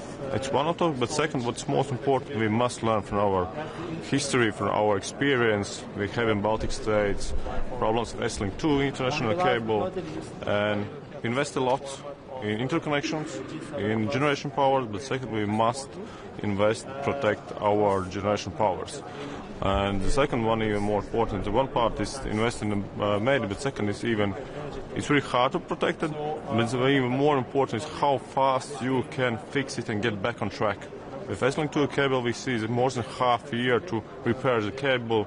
It's really long time. It's make huge impact on the market, and those are two topics where we must go. First, more energy production in our own countries for be reliable in our own hands. And second is to protect it and be ready for repairs to get it back on track faster and fast as possible. So that's most important for us in Baltic states. And we must be more renewable all together in Europe, the same direction, the same goals. Because the most important is to get bigger investments in the region.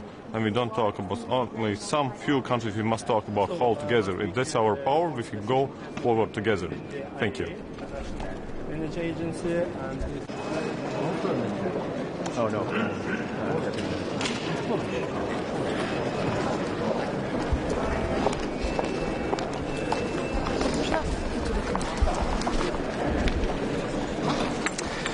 Good morning. We have an important meeting today of the energy ministers. We just finished our coordination with the Nuclear Alliance, a very important meeting, especially after last week President von der Leyen announced at the Nuclear Summit in Paris that the phase-out of nuclear was a huge mistake. Together with the publication of the Asthma strategy roadmap by the European Commission, I believe we're starting a new era of discussing nuclear at the EU level. We need this source of electricity because it can provide with a reliable, clean energy as a base load. So an important coordination meeting, and at the Council two very important points. The first is the grids package. We're going to discuss with our colleagues how to more integrate the energy markets in Europe. It's a very important initiative. We need more integration, but of course we have certain concerns. Poland is not necessarily in favor of huge centralization of the grid planning, but we have very good discussion with our colleagues in the Council and with the European Commission, and I do believe that we're going to find a good solution that will combine more development, more integration, but also a grid stability and secure grid planning at the TSO and the national level. And of course the ongoing discussion about the competitiveness and the energy prices. Poland is in a very particular position. Our energy mix is changing. We invest heavily in new generation, in low carbon sources, including nuclear and renewables, offshore wind as well. But we still, due to history, have many high emission sources, and basically with the EU ETS, it drives our energy prices high, and we need to find a targeted, urgent, country-specific solution because it hits our competitiveness, and I do believe that we will have this discussion at the Council as well. And of course the entire discussion about what is happening in the Middle East, it affects our economy, it affects energy prices. So I do believe ahead of this meeting today, very interesting discussions. What do you want the Commission to propose as an emergency response to energy prices? Do you want the ETS suspended? Do you want a gas price cap? What do you want? We actually need to think short and long term. The market and the investors need stability. So we cannot, from one day to another, suspend the rules and the legal framework that is designing the markets. But on the other hand, we face very difficult situation. Our industry, with the high energy prices, is struggling. So we need to not changing the long-term rules, find a solution that can help in decreasing the prices. So we're currently have a discussion with the European Commission and with our colleagues from the other member states, and I do believe that, as I said, a specific targeted solution is a must, but it cannot impede the long-term solution that is targeting stable markets, market design, and EU ETS as an important part of the system. Can you give us any options that you're looking at?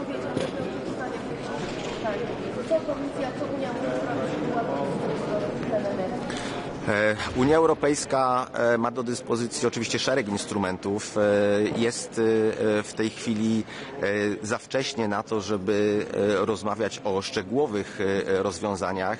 Natomiast na pewno rozmowa na temat tego, co zrobić, żeby przede wszystkim przedsiębiorstwom energochłonnym ulżyć poprzez obniżenie kosztów energii, dla których to przedsiębiorstw w Polsce i w niektórych państwach członkowskich ETS stanowi istotne obciążenie.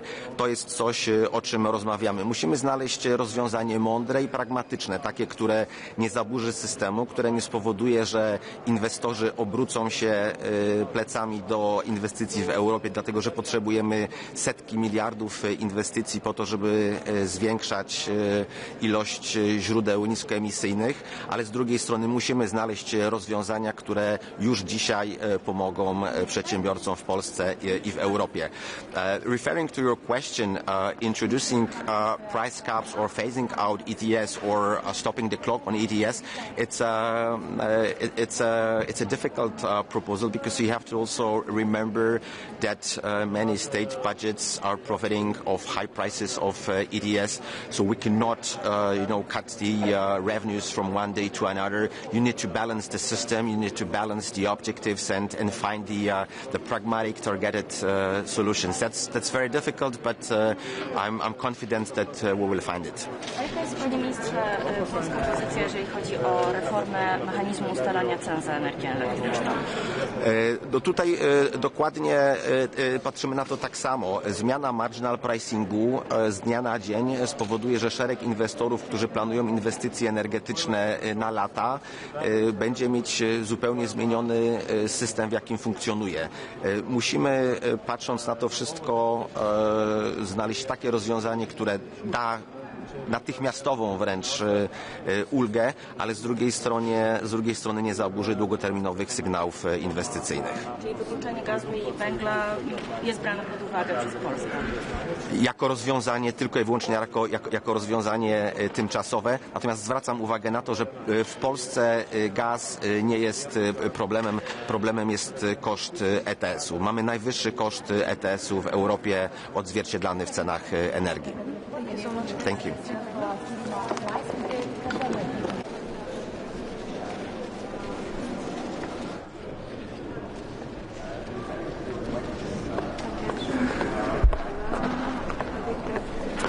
Good morning. I'll say a few things in Swedish first, given we're here to fight for Swedish purposes today.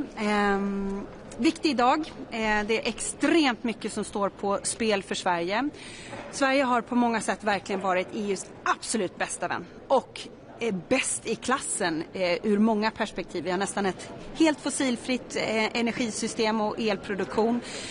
Vi exporterar otroligt mycket. Vi är en av de minst importberoende och vi är ett av de EU-länder som är liksom mest sammankopplat inom EU. Precis det som den Europeiska unionen har efterfrågat.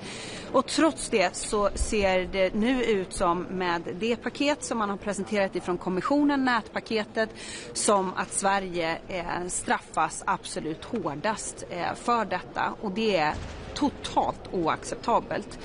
Och det innebär att vi kommer med ett ganska tufft budskap idag.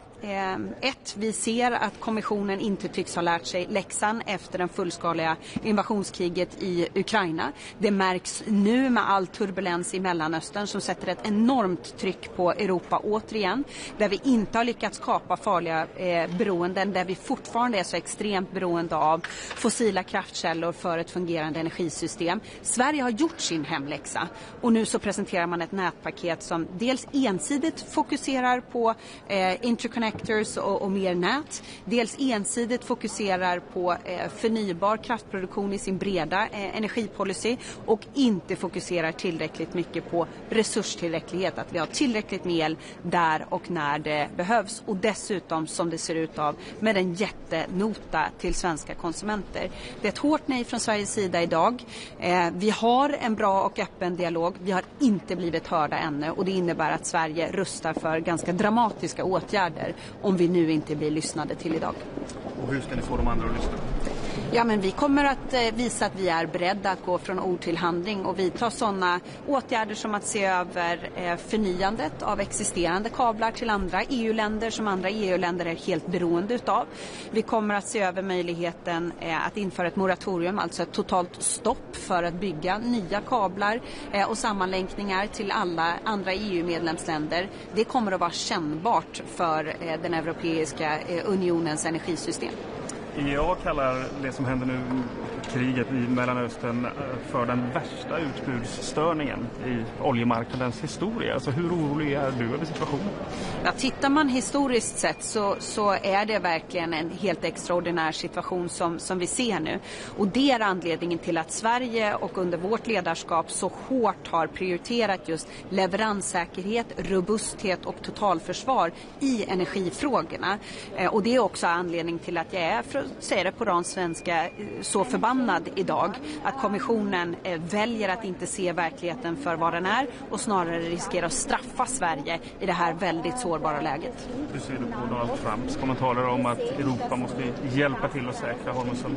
Ja, men jag noterar den kommentaren, men nu pågår det ju också ett utrikesministermöte samtidigt här i Bryssel där det här är en av diskussionspunkterna och vi får se vad det ger.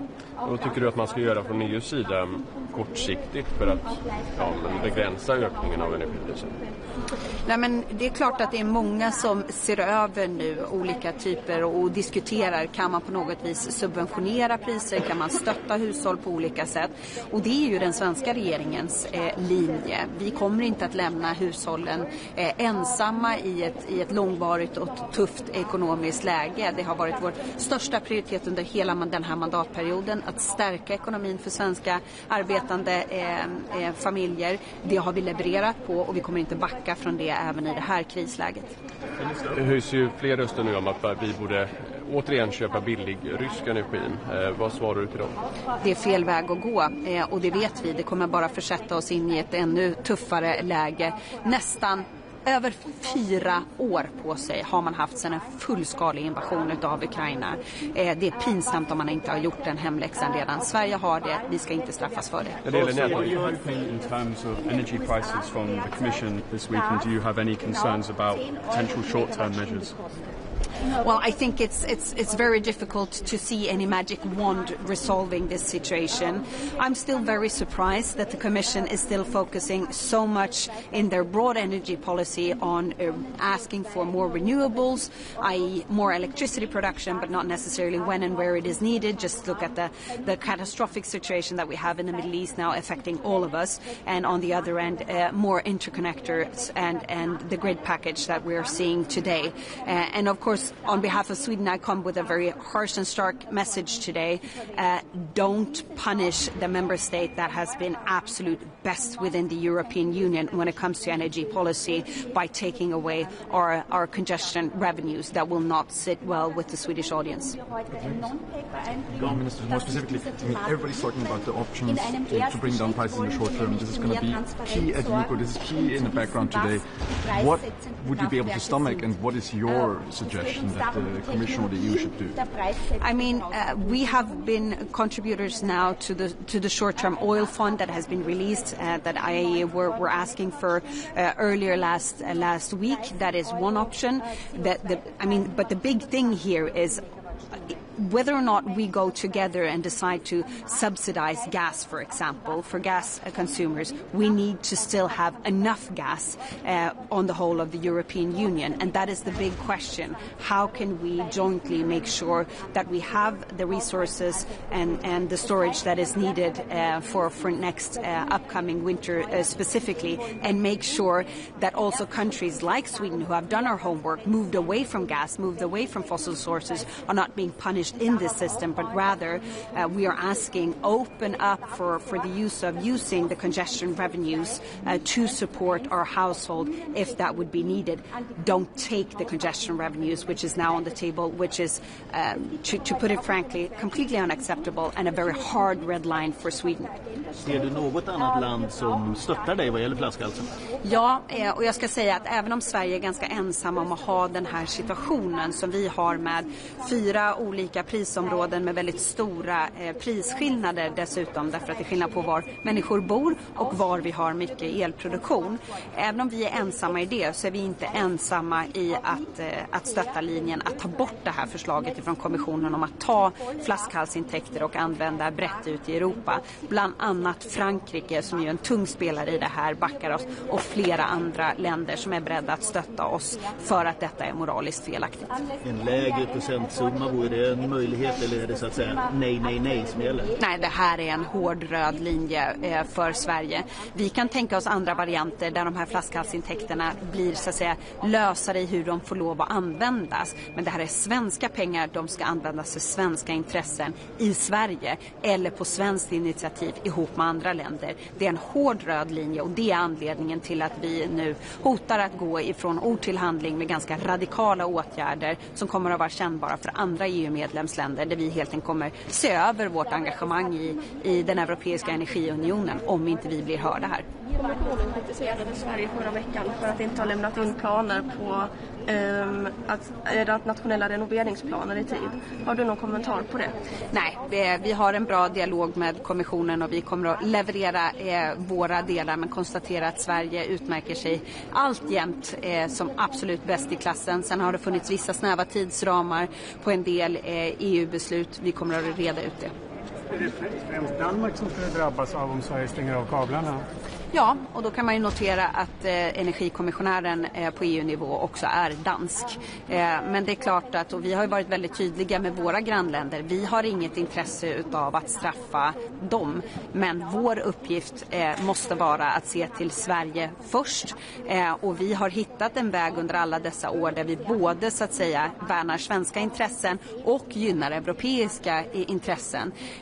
Men i och med att vi har varit en god spelare i det så kan nu vi plötsligt inte straffas så hårt som vi ser. Men det är klart att vi är en så stor exportör i relation till vår befolkning att det skulle få en större påverkan på hela det norra systemet.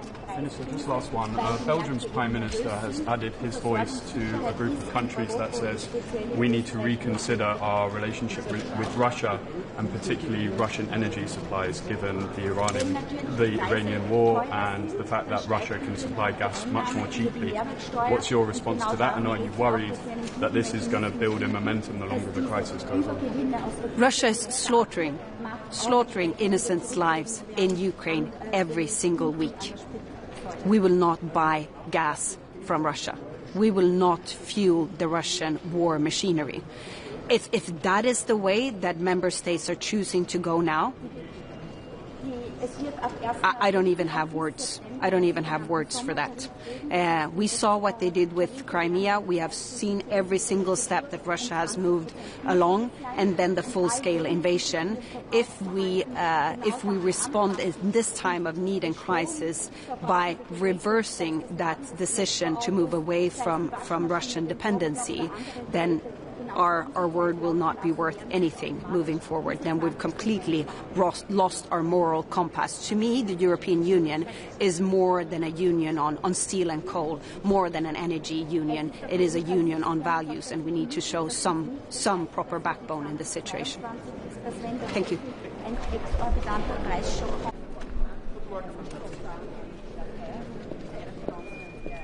Einen schönen guten Morgen. Die heutige Sitzung des Energierats steht natürlich ganz stark unter dem Eindruck auch des Kriegs im Nahen Osten. Wir sehen, dass die Gaspreise um 50% gestiegen sind, die Erdölpreise über 30%. Heute ist die 100 $-Marke pro Barrel geknackt worden. Und das stellt natürlich die zentrale Frage, wie wir als Europäische Union auch dafür sorgen können, was sind unsere Hebel, um auch leistbare Preise für Haushalte und Betriebe sicherzustellen. Vorab die gute Nachricht: In Österreich besteht absolute Versorgungssicherheit. Wir haben in den vergangenen Jahren unsere Beziehungs- und Bezugsquellen für Energie stark diversifiziert und unsere Speicher sind voll. Nur 16% sind überhaupt aus dem Nahen Osten gekommen. Das können wir gut substituieren und vom Iran gibt es überhaupt keine Abhängigkeit. Aber am Ende des Tages und langfristig wird die heimisch produzierte Kilowattstunde die sein, die uns tatsächlich Versorgungssicherheit, aber auch leistbare Preise bringt. Deshalb setzen wir alles daran, konsequent den Ausbau erneuerbarer Energien, starker Netze und der entsprechenden Speicherinfrastruktur voranzutreiben.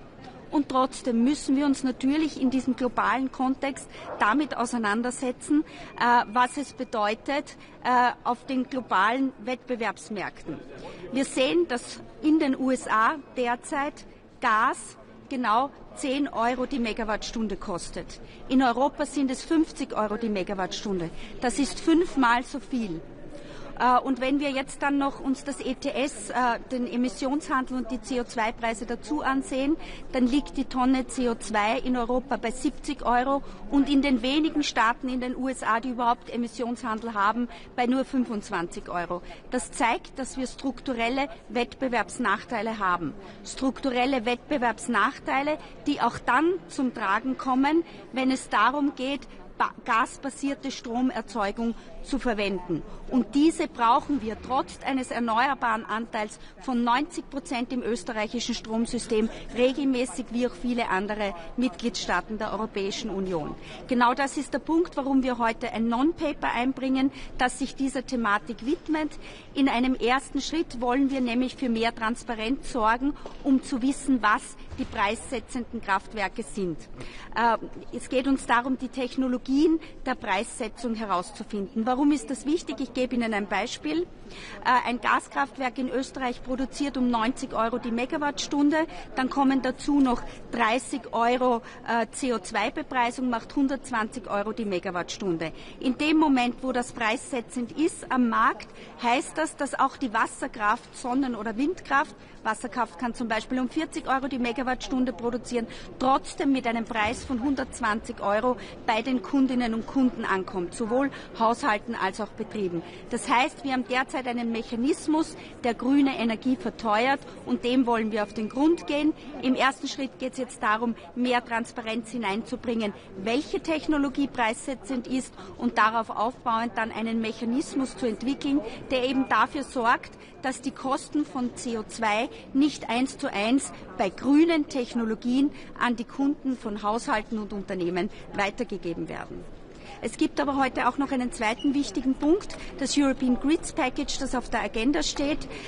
Wir brauchen starke Netze in Europa, damit wir den Strom auch transportieren können. Österreich ist ein Strombinnenland und wir sind besonders betroffen, weil 70% des Stromes, das durch österreichische Netze fließt, ist ausschließlich für den Transport vorgesehen, für den Export. Und das heißt, es ist auch nicht fair, wenn die österreichischen Netzkunden die volle Last dieses Netzausbaus tragen, wenn doch 70% für den europäischen Markt zur Verfügung stehen. Hier wollen wir dafür eintreten, dass auch diese Kosten fair verteilt werden. Anlässlich ein Jahr Affordable Energy Action Plan ist das Thema aktueller denn je. Jetzt geht es darum, wirklich tabulos alle Themen anzusprechen, die uns dabei helfen, wettbewerbsfähige Energiepreise auf den Weg zu bringen. Frau Staatssekretärin Johannes Berterer vom ORF, zu Ihrem Non-Paper.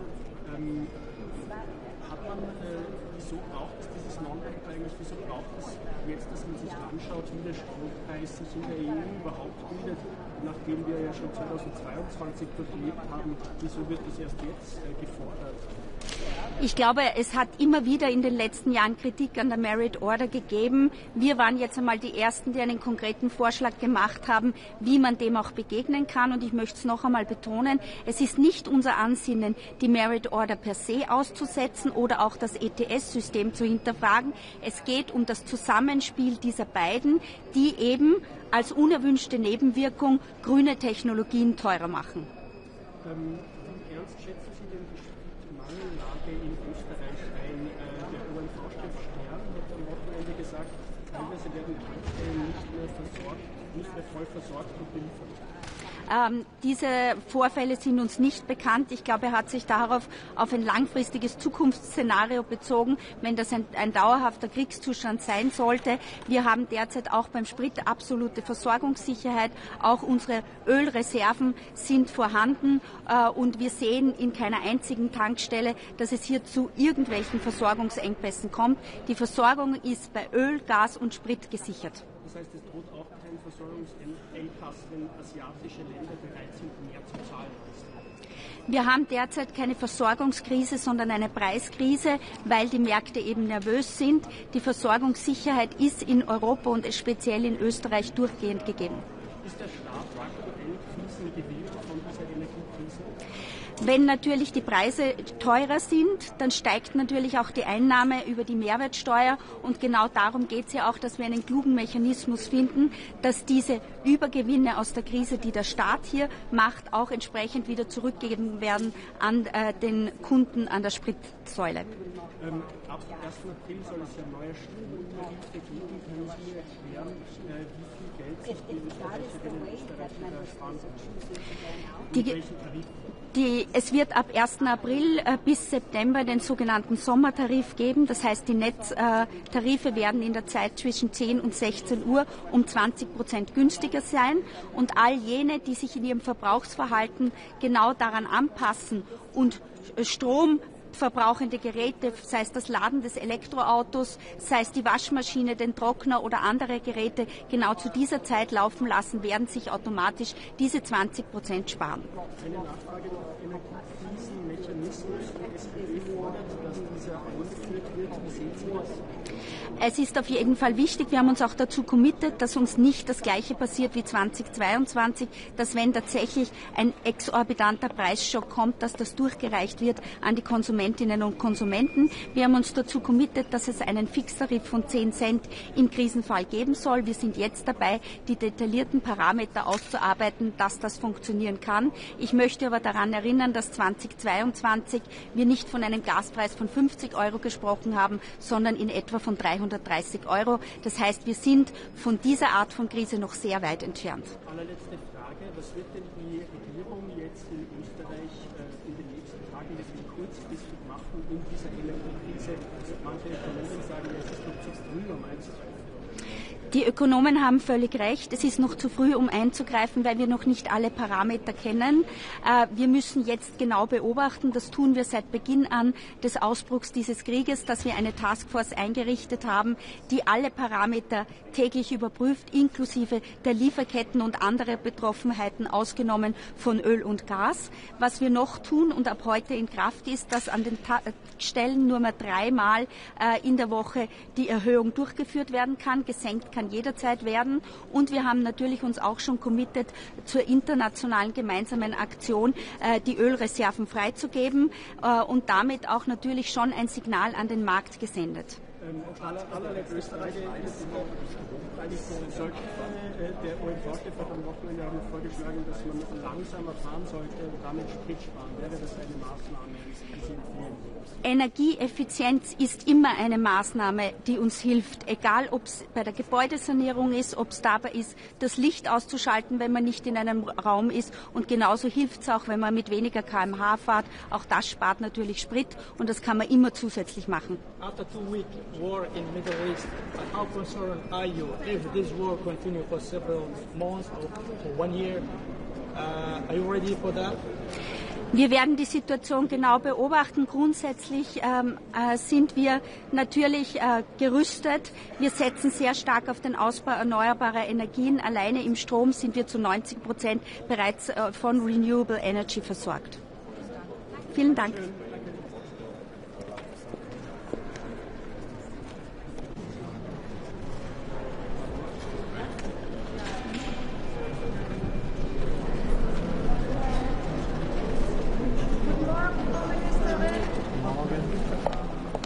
Ich würde einige Worte sagen, danach haben wir Zeit für 1-2 Fragen.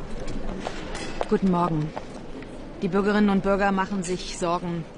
Die Bürgerinnen und Bürger machen sich Sorgen um hohe Spritpreise, um möglicherweise steigende Energiekosten, und sie machen sich Sorgen um die Lage insgesamt.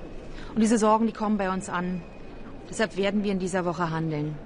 Wir stärken erstens das Bundeskartellamt. Das Kartellamt kann schneller Sektoruntersuchungen angehen, damit Preise, die hochschnellen, besser untersucht werden können. Wir erreichen damit eine bessere Preisaufsicht und wir verhindern Missbrauch. Zum Zweiten regeln wir, dass Tankstellen ihre Preise nur noch einmal am Tag erhöhen können. Damit verhindern wir unkontrollierte Preisaufschläge über den Tag. Und zum Dritten sind wir Teil einer internationalen Initiative. Zusammen mit Ländern, die in der Internationalen Energieagentur zusammengeschlossen sind, werden wir unseren Beitrag leisten, einen Teil unserer Ölreserven in den Markt zu geben, um Preise nach unten zu bekommen. Dieser Dreiklang aus Stärkung der Wettbewerbsfähigkeit, Stärkung der Preisaufsicht, Verhindern von Marktmissbrauch sollen dazu führen, dass die Energiepreise in Deutschland bezahlbar bleiben. Wir dürfen nicht aus dem Blick verlieren, dass wir noch Krieg in Europa haben. Und deshalb geht auch von diesem Rat heute hier in Brüssel das Signal aus, dass unsere Solidarität mit der Ukraine fortbesteht. Deutschland ist mittlerweile der größte Finanzier im Ukraine Recovery Fund. Wir stützen und unterstützen die Ukraine beim Wiederaufbau von zerstörter Energie, Infrastruktur und unterstützen sie weiter militärisch. Wir beschäftigen uns heute hier auch mit dem Netzausbau. Erneuerbare Energien, die wir nicht nur in Deutschland, sondern auch in Europa brauchen, können nur dann gut genutzt werden, wenn wir leistungsfähige Netze haben. Deshalb ist es wichtig, die Netze über die europäischen Grenzen hinaus zu stärken, auszubauen und den Netzausbau deutlich zu beschleunigen. Hier kann die Kommission ruhig noch etwas mutiger werden. Geplante Eingriffe der Kommission in den Energy-Only-Markt, also in den europäischen Strommarkt, lehnen wir ab.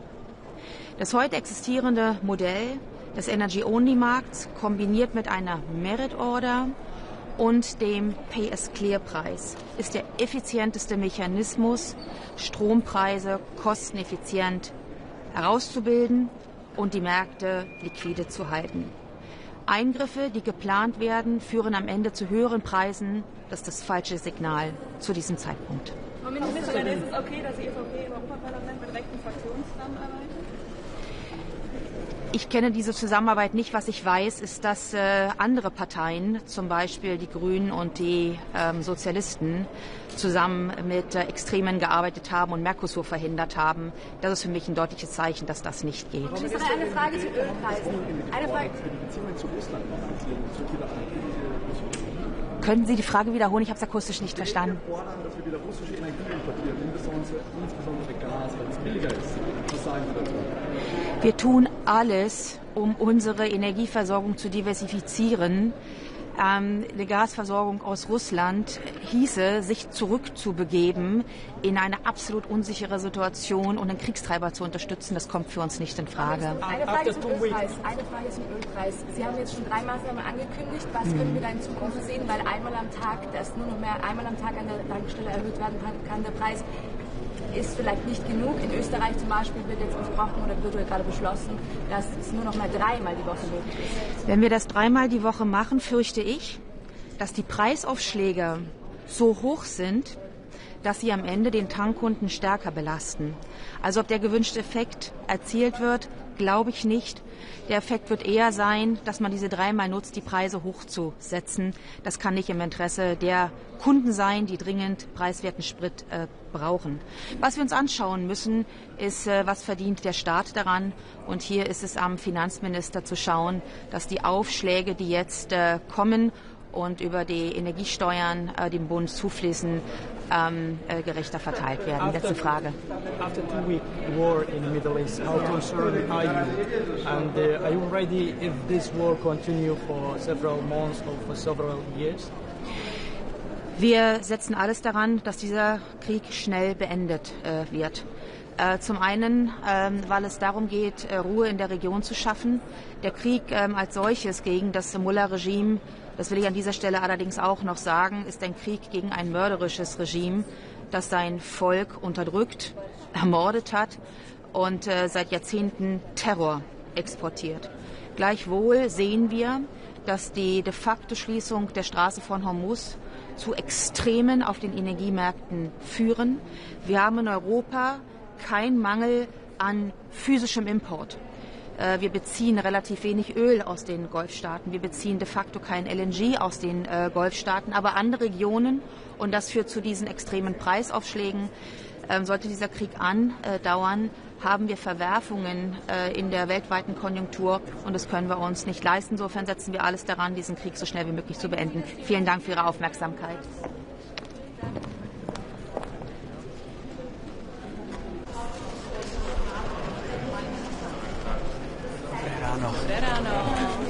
Tak, dobrý den všem.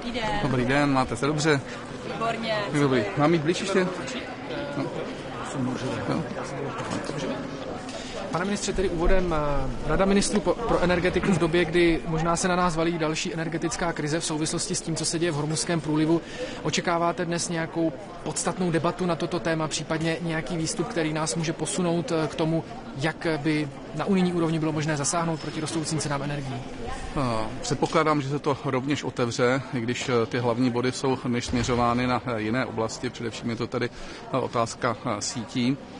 Další oblast, která se otevře, budou emisní povolenky, ETSky, což bude jakési předpolí i toho setkání 18. na úrovni lídrů. Předpokládám, že se rovněž otevře otázka družby a v konfliktu Maďarsko, Slovensko a Ukrajina, dopady a případné řešení.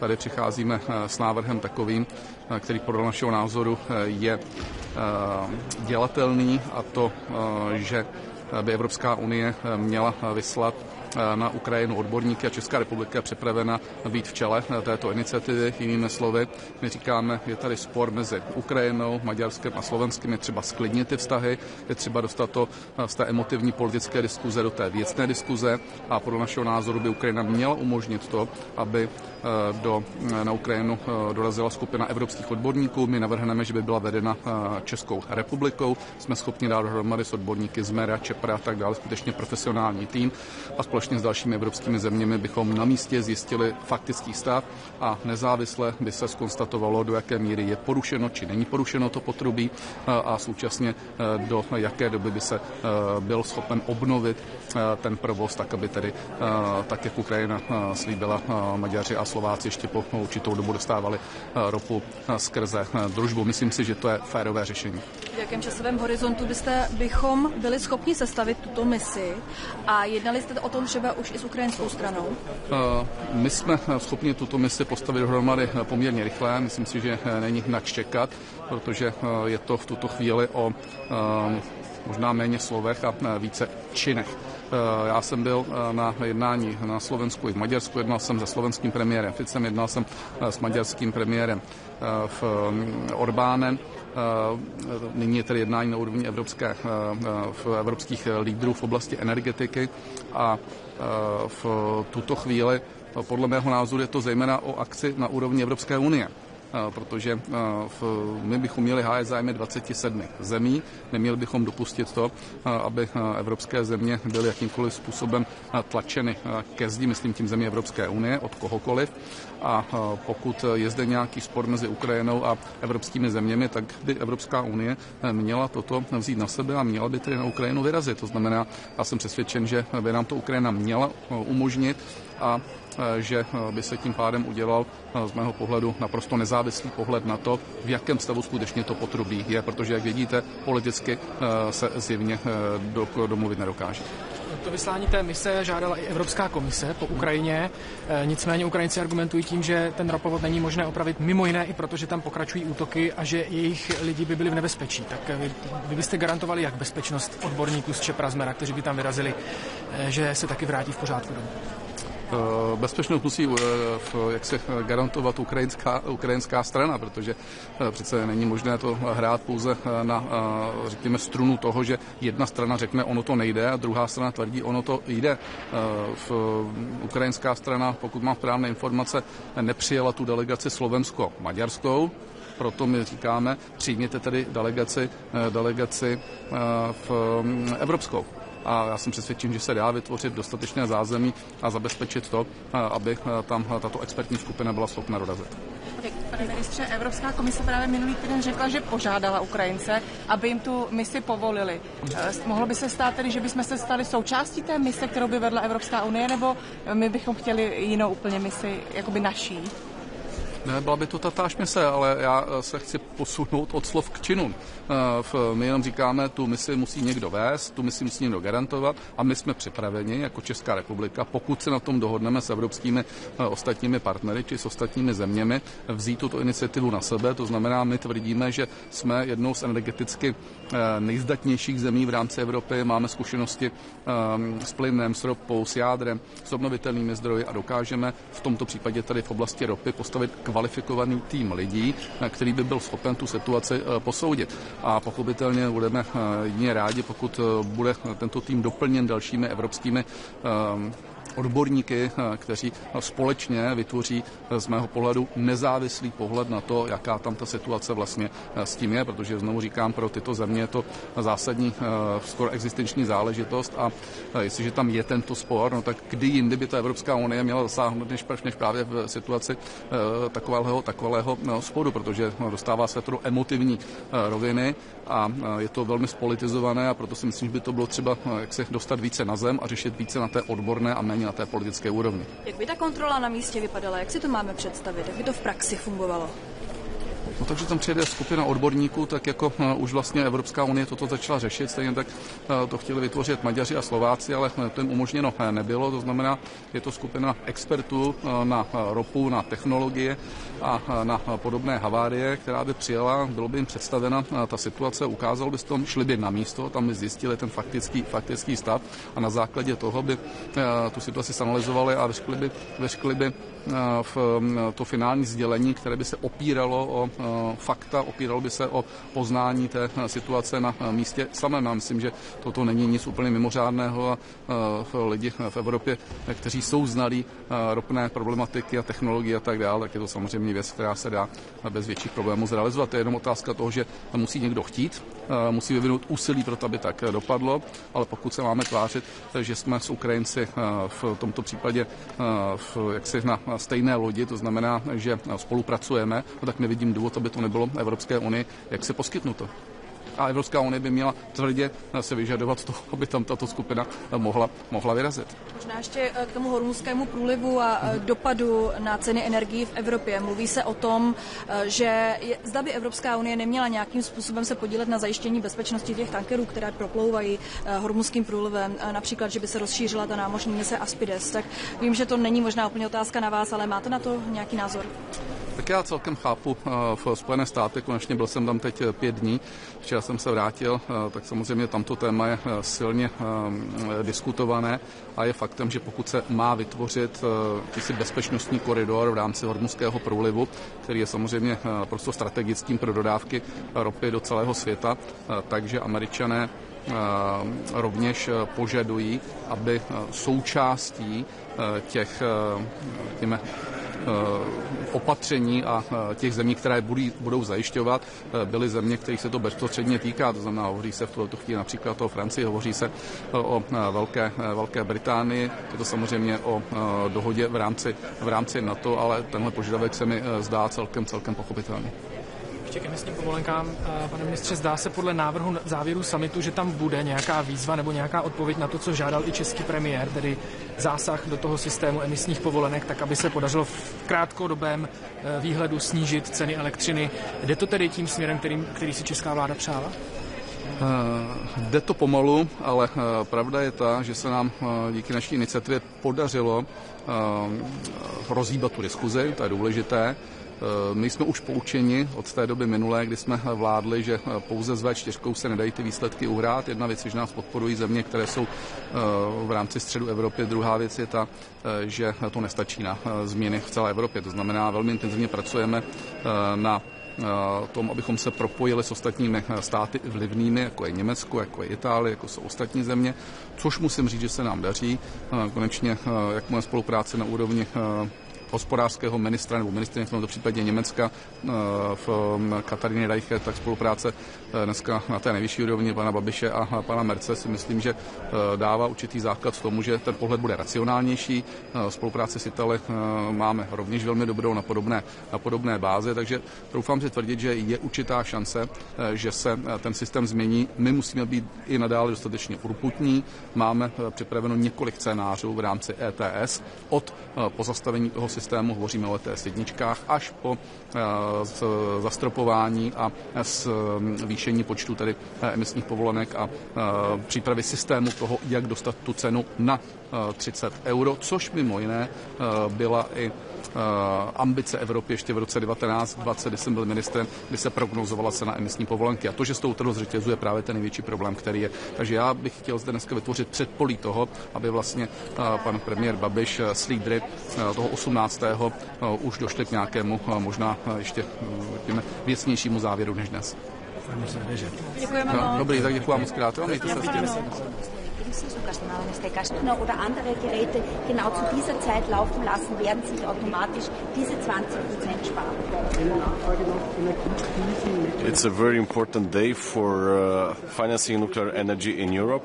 In this moment, our country, Romania, are getting more than 30% of Romanian energy through the nuclear. We have more than 30 years experience, and with that project we are bringing out more than 250 million CO2 emissions during the last 30 years. So today is a crucial day for financing through EU resources the equity for nuclear power plants, in the same time for SMRs, which are one of the greatest technologies.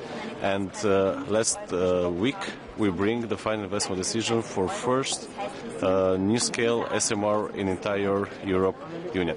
And the second, which is very important, is to figure out how we could increase the investment in grids at EU level to support even the central and eastern countries like Romania, Bulgaria, Greece and Hungary.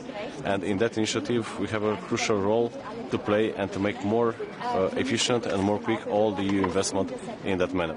And third, which is still very important, still we need to use gas, and we have a very clear discussion about CO2 certificates, which have a very high price in this moment, and we want to bring down that price, which are making us to have one of the highest prices of energy from entire European Union.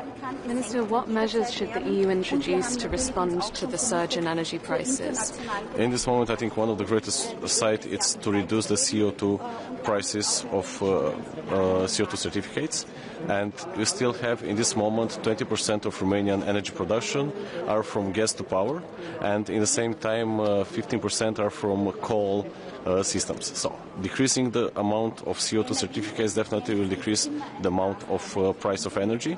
And the second one, I think, is very important to invest in grids. For example, we have a bottleneck from Austria to Hungary, and the entire Central and Eastern Europe countries have one of the largest prices because we don't have access to the cheap energy from France, for example. What, does that mean capping ETS prices? How would you bring down the carbon price? In this moment, definitely we could have a very clear discussion about even about ETS. We have a 3 years delay of implementation of ETS2, and I think it's very important to continue on that pattern because, for example, we couldn't put all the countries in the same pattern. For example, in Spain or Portugal, they have a lot of sun, and it's very great to invest in renewables on the sector. Meanwhile, in Romania, we have a lot of gas. We are the largest producer of natural gas.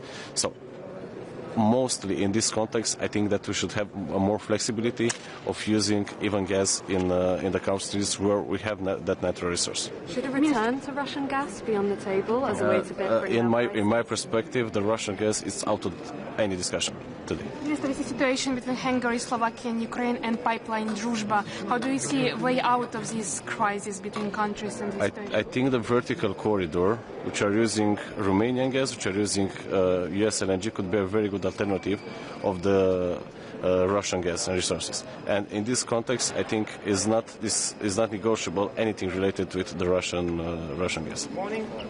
Okay, thank you very much. You have a great experience with the maritime supplies and maritime security being on the Black Sea. Do you think anything could be done to calm down the prices when we have this high tension, high security alert in the Strait of Hormuz? In that context, I think to diversify our network, our resources, it's one of the greatest thing which could make in this moment. For example, we have a very good contracts with Kazakhstan and Azerbaijan in matter of gas and oil. We should increase that contracts, and in the same time to diversify our source of gas and oil. Definitely, we should increase our production of energy in European Union, and nuclear is one of the most important sites. And meanwhile, I think we could use even the US LNG as a very good alternative of Russian resources. And in this moment of the context with the Middle East, I think we could use the US resources in that manner. And in the same time, to go, for example, in the Black Sea, we still have a lot of resources. Romania are drilling after natural gas. Bulgaria are drilling after natural gas. And I think we should watch even on that European resources which could exploit in that new context until we have enough renewables and storage to use for our energy security. Because increasing the energy security of Romania, of Bulgaria, of Greece are increasing the entire energy security of European Union. Yes. Honestly, I mean, the energy agency, they use considerable amount of reserve to calm down the prices. Do you think any reserve can calm down the situation as it is? My answer is for medium and long term. In that context, definitely what international agency with Fatih Birol made, it's a good decision. But I think the most important is somehow to close that conflict in the Middle East. And unfortunately, that the way that conflict will gain doesn't depend by any EU country in this moment, including Romania. Thank you. Thank you very much. Thank you.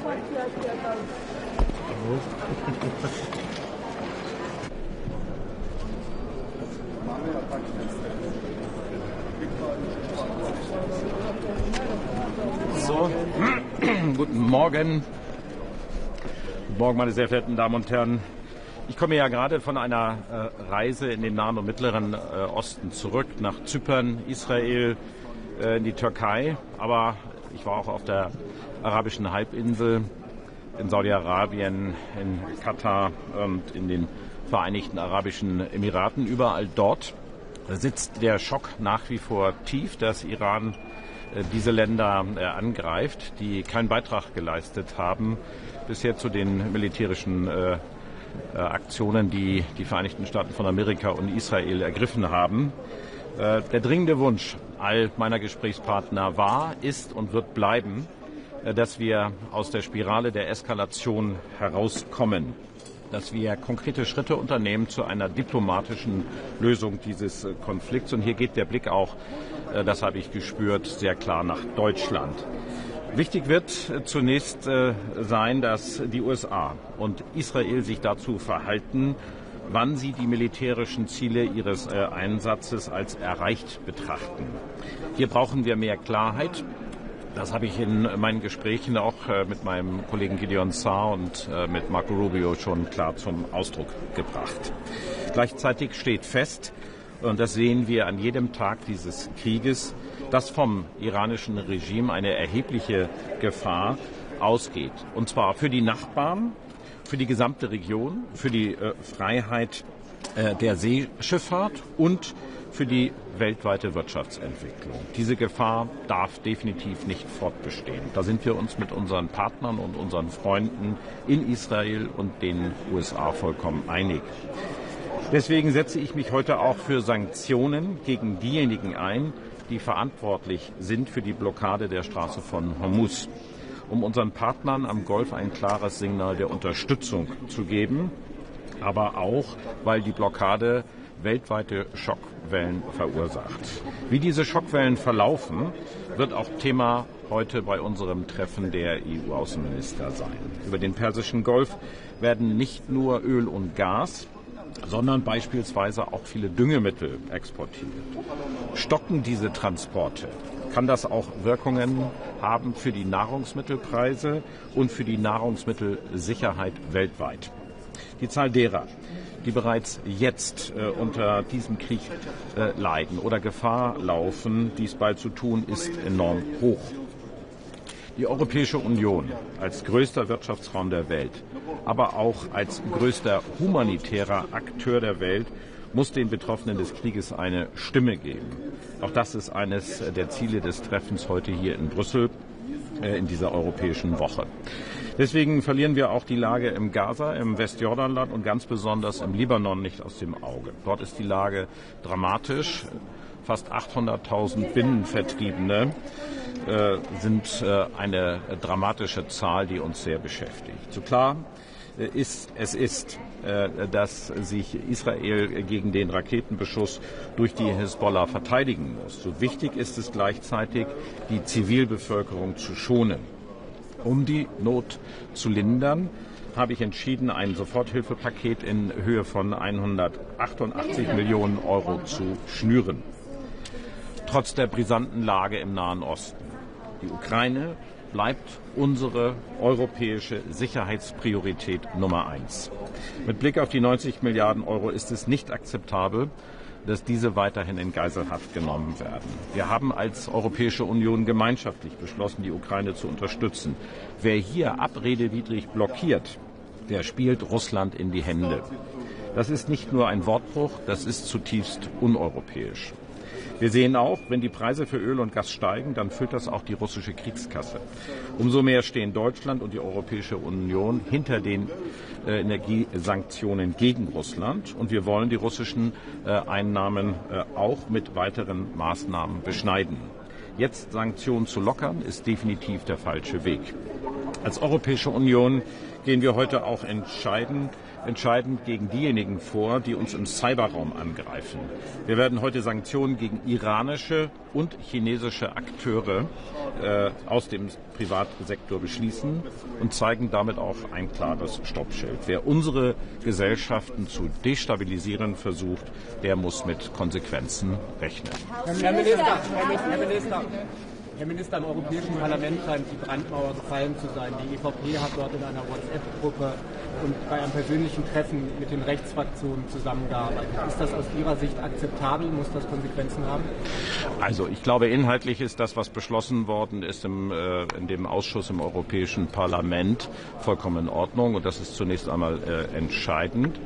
Es hat eine mangelnde Mitwirkung der Sozialdemokraten im Europäischen Parlament gegeben, was abweichend ist von den Vereinbarungen, die wir zumindest in Berlin getroffen hatten. Insofern ist das politische Ergebnis auf jeden Fall das Richtige. Dennoch muss jeder Anschein vermieden werden, dass es irgendeine Zusammenarbeit mit der AfD gibt. Und ich bin ganz sicher, dass das auch in den Gremien der Europäischen Volkspartei entsprechend diskutiert wird. Herr Minister, Trump droht der NATO und seinen Allies, wenn sie nicht mithelfen, die Strait of Hormuz zu öffnen und Schiffe zu begleiten, dann ist es eine very bad future für die NATO.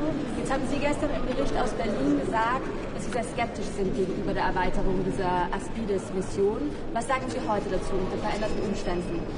Na, die Umstände haben sich überhaupt gar nicht verändert seit gestern Abend, ehrlich gesagt.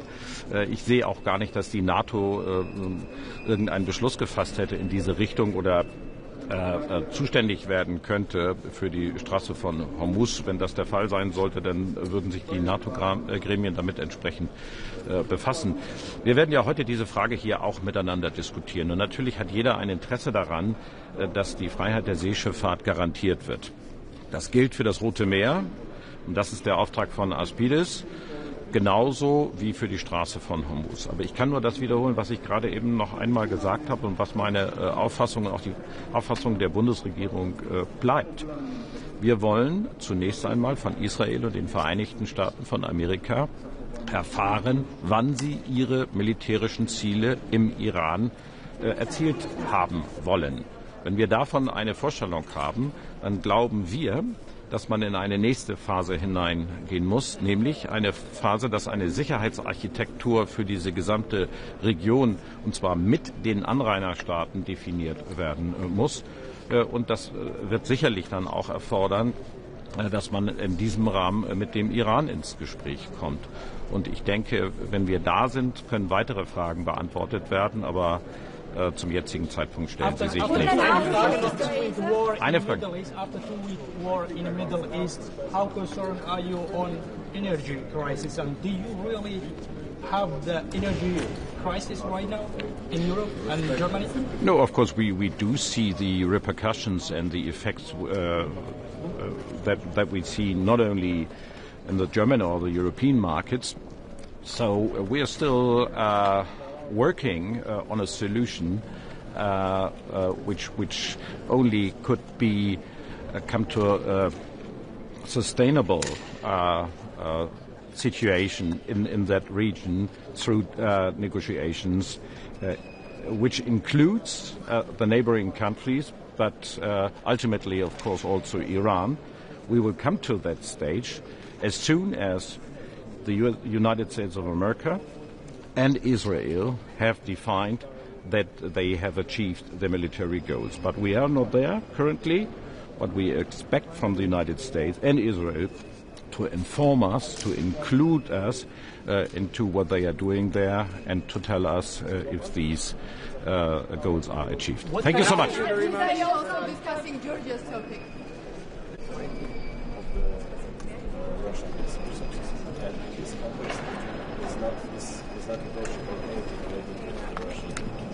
Good morning. Iran and Russia are the different sides of the same coin of evil. So we need to understand that Iran supported Russia and Russian aggression against Ukraine directly, and now Russia is supporting Iran. And even if we know the public information about intelligence, about US and many other things, so we need to treat them all together. So I cannot understand that somebody is finding the excuses to lift the sanctions on Russia because the situation on the Middle East. Because actually these two are connected and they are very direct threat to Europe as well. So that's why we need to understand that the 20 sanction package is important to implement what we have discussed already too long, and as well 19 billion euros support for Ukraine. We must start to use them. If one or the other country is blocking that, they're just standing against European security, because Ukraine needs our support right now. So both of them, they're connected, and so we see the result of this as well, all connected. So, of course, energy prices are going up, but it cannot be an excuse to lift the sanctions and pressure from Russia, because for us, the main threat as Europe is actually Russian aggression against Ukraine. But of course, we understand exactly the situation, what is happening in the Middle East. As well, I'm putting on the table again the proposal about Russian fighters who are now on the battlefield. We're talking about hundreds and hundreds of thousands of combatants, and we should create the blacklist of Schengen about these hundreds and hundreds of thousands of criminals who definitely will come to Europe and threaten our security. And that's why we need to be ready for peace. And 6 different heads of the European Union member states already proposed that as well, that the Council of Europe must adopt this policy.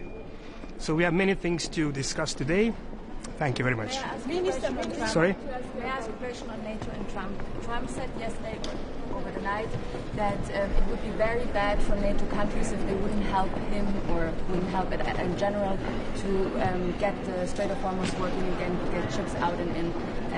What is your position on this, and would your country be willing to ship naval, to send naval missions there? NATO is mainly, of course, for our member states. And if President Trump is asking NATO to act, then he should ask. And then, of course, NATO should discuss what we are going to do.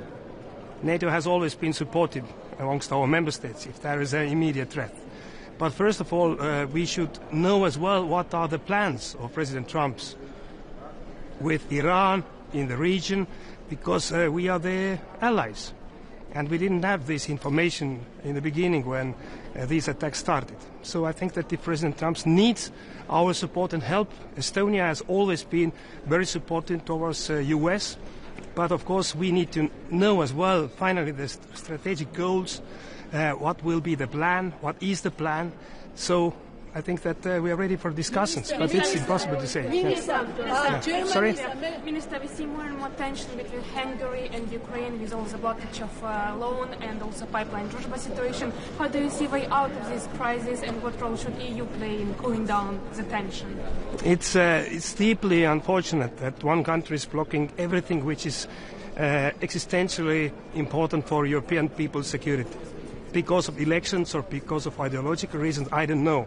I've been foreign minister of Estonia already 3 years, and I need to repeatedly answer the questions why Hungary is blocking everything which is actually supporting European security.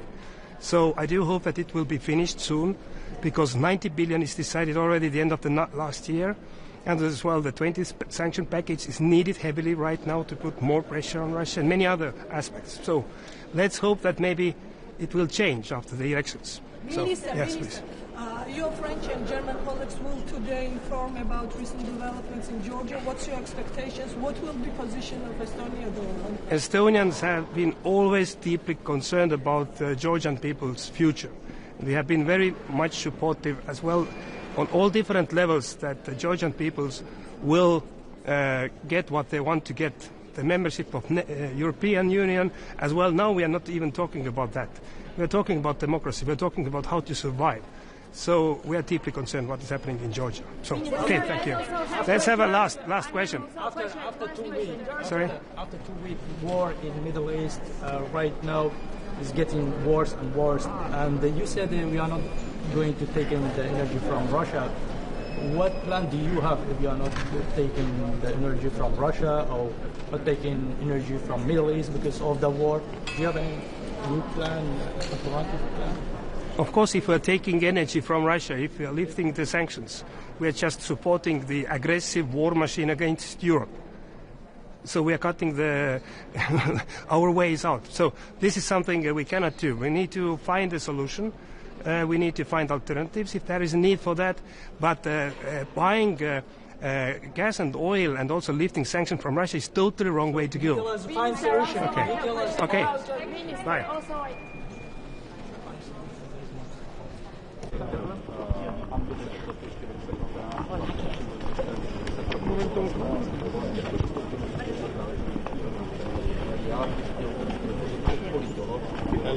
Hola, ¿qué tal? Muy buenas. Cuando me digáis. ¿Estáis listos? Sí. Adelante. Pues buenos días, muchísimas gracias por atender este nuevo Consejo Europeo de Energía. Estamos en un momento importante. Nuevamente nos reunimos los ministros de Energía en un contexto de crisis, ocasionado en este caso por una acción unilateral que tiene un impacto en la volatilidad y en todos los mercados energéticos. Por lo tanto, yo creo que hoy es un consejo importante. Lo vivimos en la guerra de Ucrania. Se utiliza la energía como arma de guerra y en este contexto la visión, el punto de vista de España es que lo que tenemos que hacer es acelerar la transición energética, reducir nuestra dependencia de los combustibles fósiles y apostar por la autonomía estratégica y energética, que en España pues tenemos un caso práctico que demuestra que ante estos contextos la volatilidad de esos mercados energéticos tiene menos impacto, por ejemplo, en nuestro sistema eléctrico, gracias precisamente a nuestra visión constante de aumentar la presencia de las energías renovables en nuestro mix energético. Hoy en el Consejo vamos a hablar de diversos temas, vamos a hablar del paquete de redes, vamos a hablar del plan de acción de precios asequibles y vamos a hablar también de la seguridad energética con las experiencias y buenas prácticas para intercambiar con Ucrania y con Moldavia. Yo creo que es un momento importante en donde las redes son fundamentales para integrar más renovables, para también integrar nuevos proyectos que se electrifican, las interconexiones. España va a tener, yo creo que un papel fundamental hoy en todas estas discusiones también respecto a precios asequibles. Vamos a seguir destacando la visión estratégica como fundamental de seguir apostando por esas energías renovables y, por supuesto, la defensa total de esa clave de bóveda que es el comercio de derechos de emisión, que ha demostrado que funciona, que incentiva las inversiones, que da certeza a todos esos inversores y que moderniza nuestro tejido productivo. Por lo tanto, una transición energética que ahonda en mayor competitividad, en mayor seguridad y, sobre todo, tenemos que en Europa apostar por la soberanía energética y que no tenga que venir nuevos avisos, nuevas crisis en el futuro. Estar preparados lo antes posible. Muchísimas gracias. Vicepresidenta, ¿tenemos fecha para que el paquete de medidas del Gobierno llegue al Consejo de Ministros y detalles? Pues seguimos trabajando, estamos trabajando con los agentes sociales, con las propuestas también de los grupos parlamentarios, pero será a lo largo de esta semana. Tendremos ese plan de respuesta integral con medidas estructurales y medidas coyunturales. Pero no va a este Consejo de Ministros. A lo largo de esta semana. ¿Y algún elemento más va a estar centrado en el sector primario, va a estar centrado en el transporte? No sé si al menos podemos saber un poco cuál va a ser. Nosotros hemos también compartido ese esqueleto, insisto, es un plan de respuesta integral y esto es muy importante. No se trata de tomar medidas solo parches, sino pensar una visión más a largo plazo y, por lo tanto, vamos a tener medidas coyunturales. Primero, protección a los más vulnerables. En segundo lugar, a aquellos sectores que están más expuestos, evidentemente los transportistas, transportistas, el sector agrario, el sector pesquero y también en general medidas en el ámbito energético para todos los consumidores que se sientan afectados o que han tenido un impacto en este contexto y también medidas antifraude, ¿no? Evitar el fraude, que todo este paquete de actuaciones realmente llegue a los consumidores finales y seguir ahondando en esa máxima supervisión para evitar posibles prácticas abusivas y en todo caso medidas estructurales que básicamente lo que van a hacer es seguir ahondando en esa transición energética. ¿Y al comisario Jorgensen le van a pedir alguna medida a nivel europeo que se ponga en marcha? Yo creo que las medidas europeas lo que tienen que dar es consistencia entre la visión a corto y a largo plazo. Eso es fundamental. No podemos errar, no podemos buscar, vamos a decir, atajos que sean falsos, que nos lleven a la profundidad del pozo y a ser cada vez más dependientes y, por lo tanto, una visión estructural clara por parte de la Unión Europea es la mayor demanda que yo quiero transmitir hoy en este Consejo Europeo. Las interconexiones, las ha mencionado usted, las ha mencionado el comisario. ¿Cómo va el debate con Francia? ¿En algún momento veremos? Bueno, las interconexiones son un elemento fundamental para conseguir un mercado interior integrado, para ser más resilientes y robustos a nivel europeo y, por lo tanto, dentro de los trabajos que estamos llevando a cabo, seguimos teniendo reuniones a nivel técnico y también empezaremos las reuniones a nivel más político durante este año. El objetivo es que este año, el año 2026, sea el año de consolidación de las interconexiones transpirenaicas y prueba de ello es que en esas iniciativas planteadas, los Energy Highways de la Comisión, de las 8 iniciativas, las 2 primeras son españolas, tanto las transpirenaicas como el H2Med. Por lo tanto, insistimos en esta negociación que estamos haciendo y en estas discusiones que vamos a mantener. El primer punto de la agenda de esta mañana, insistiremos en la importancia de estas interconexiones. Ya no se trata de un acuerdo bilateral, hablamos de algo estructural dentro de la Unión Europea y, sin lugar a dudas, yo creo que con nuestros colegas franceses, con la Comisión Europea y con Portugal llegaremos a un acuerdo para verlo. Yo creo que Francia está más abierta en un contexto en el cual necesitamos consolidar la fortaleza de Europa, actuar unidos y en este caso las interconexiones es la forma más adecuada. Minister, what EU measures would Spain support to bring down energy prices? Is this a crisis that warrants large interventions like gas price caps? Well, the main pillar, I was mentioning it before, for us is that we align the short-term measures with the long-term measures. That means we want to reach the acceleration of the energy transition as one of the key pillars, and we want to be based on what was a success story in the past. This is the ETS system. So we need to build on what it's really solid based. So that is the main message that we want to convey today. But in the very short term, should they do nothing? What should they do? Well, I think we have lots of actions that will deliver in good results in the past during the Ukrainian crisis back in 2022. So for the time being, I think we need to monitorize what is happening and have the full recipe of possible actions and measures, and depending how the prices are impacting our economies, we need to jump in with different measures. Can you give any examples? Thank you. You're in a hurry. Thank you so much. Thank you.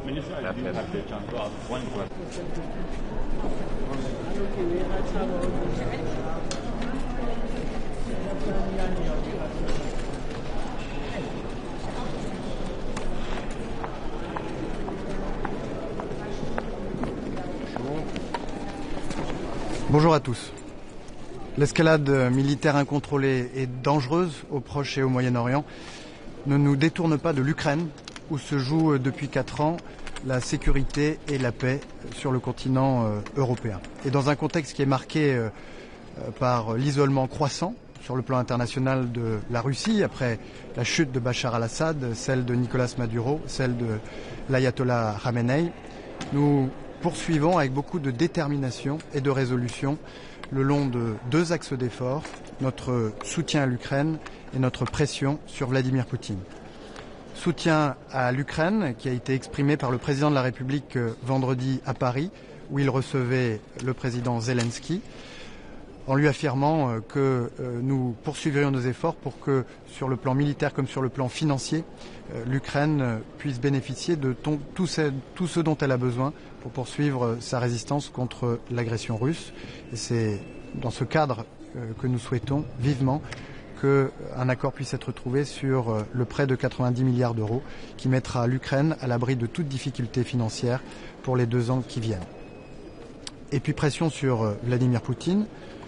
Le week-end dernier, sans encombre, les 2600 sanctions qui ont été prises depuis le début de la guerre d'agression russe en Ukraine ont été renouvelées.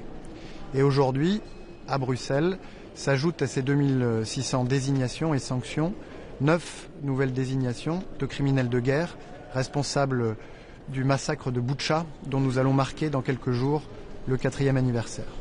S'ajoutent également à ces 2600 sanctions 4 sanctions à l'encontre des propagandistes du Kremlin, y compris un franco-russe, Adrien Boquet, véritable agent de recrutement de combattants étrangers en Ukraine, responsable d'apologie de crimes de guerre, responsable aussi de campagnes de désinformation en Europe et en Afrique. En Afrique où Vladimir Poutine continue de tenter en vain de fragiliser la relation entre la France, l'Union européenne d'un côté et les pays africains de l'autre. Mais quelle est la contribution de la Russie au développement du continent africain? C'est zéro.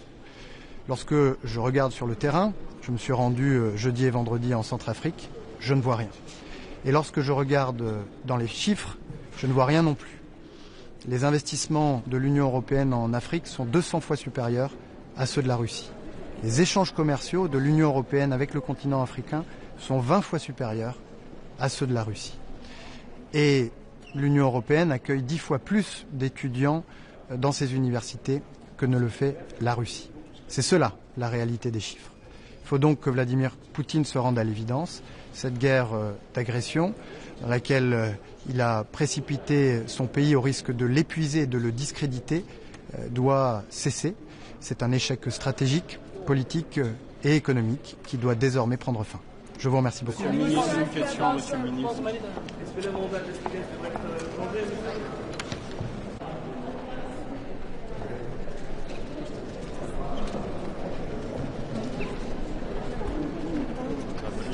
Good morning.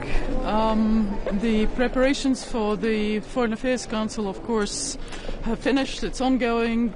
Breakfast on the European security strategy drafting, then substantial session with the Ukraine's foreign minister, discussion on Ukraine, but also still the discussion on restricting Russia and constraining Russia, because the multiplicity of crises that we are seeing, not only in Europe, also in the Middle East, where we see quite clearly Russia has enabled Iranian attacks, but also we know what is happening in Libya, what is happening with the Africa Corps in Africa.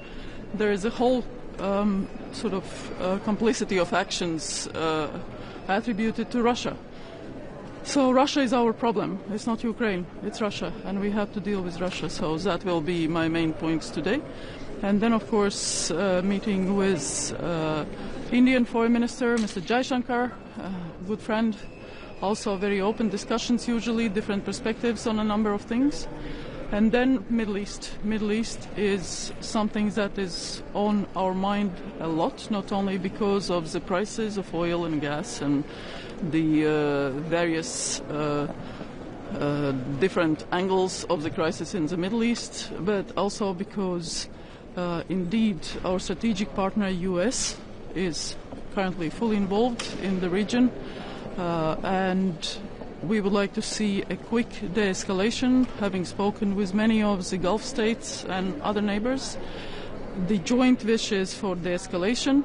Indeed, Iran was a significant challenge and security threat for all of us. Just look at the IEA reports and the clear point that IEA was not able to ensure that and assure us that Iranian nuclear program was entirely peaceful. Look at the suppression of people.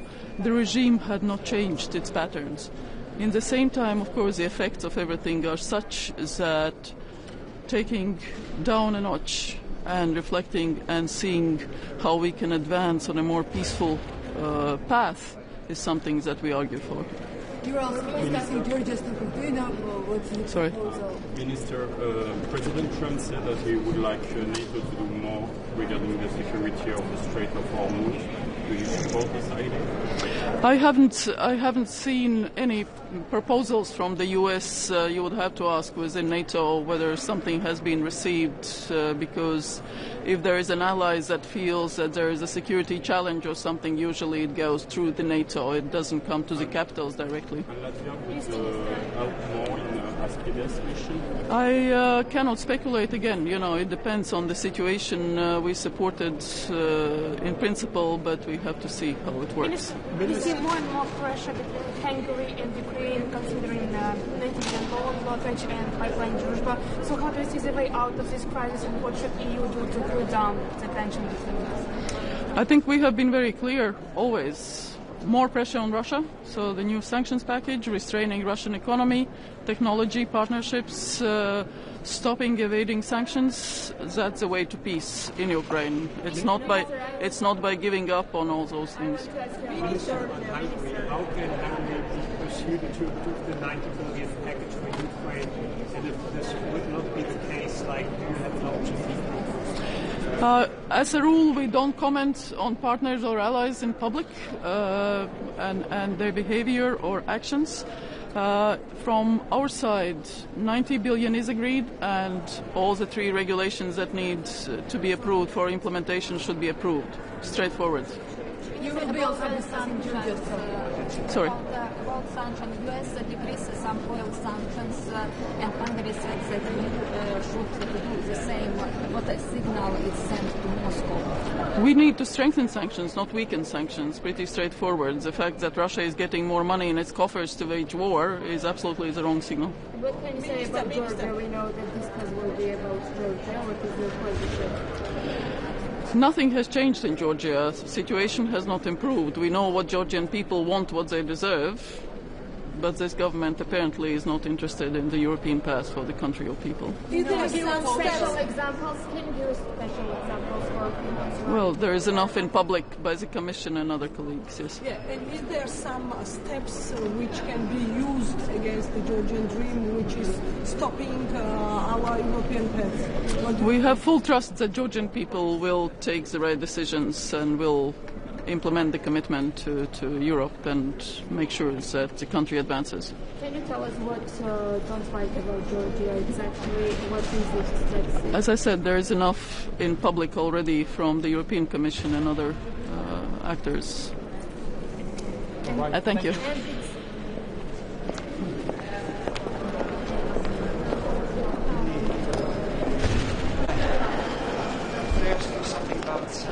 Belgian Prime Minister is saying that... What is this? The Belgian Prime Minister Bart Wever is saying that he wants normalization of the relationship with Russia.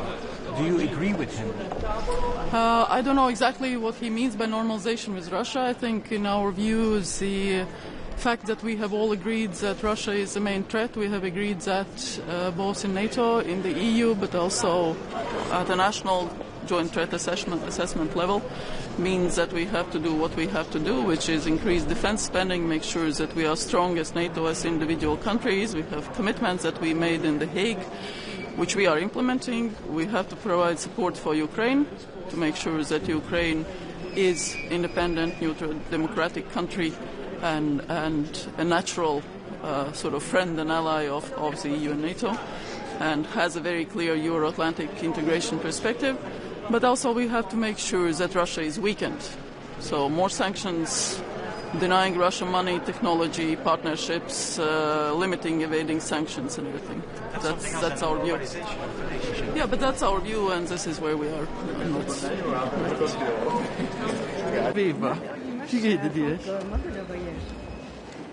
Ja, das sehe ich gerade, dass Ministerin halt physisch zusammenkommen sind, dass der Krieg am Iran angefangen hat, was, wenn nicht, sind nur eher Erwartungen oder wie denkt dass die EU muss zusammen reagieren?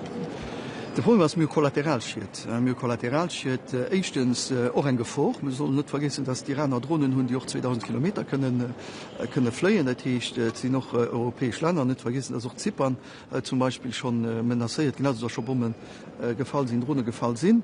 Haben wir die kollateral schiet, wenn es die Energiepreise, auch wenn es die Rapatriementer, Stabilität, ein Grund von Punkten, die wir hatten, und hoffen, dass wir solidarisch sind, für den Iran zu kondamnieren. Ich muss sich aber auch so ab Initio, dass ich noch immer ein Problem habe mit dem Respekt vor internationalem Recht, weil auch wenn man froh ist, wenn der Maduro fordert, wenn man froh ist, wenn der Khamenei fordert, mehr als kleines Land, das internationale Recht, das wird alles protegiert, und das wird aber mit den Face getrippelt.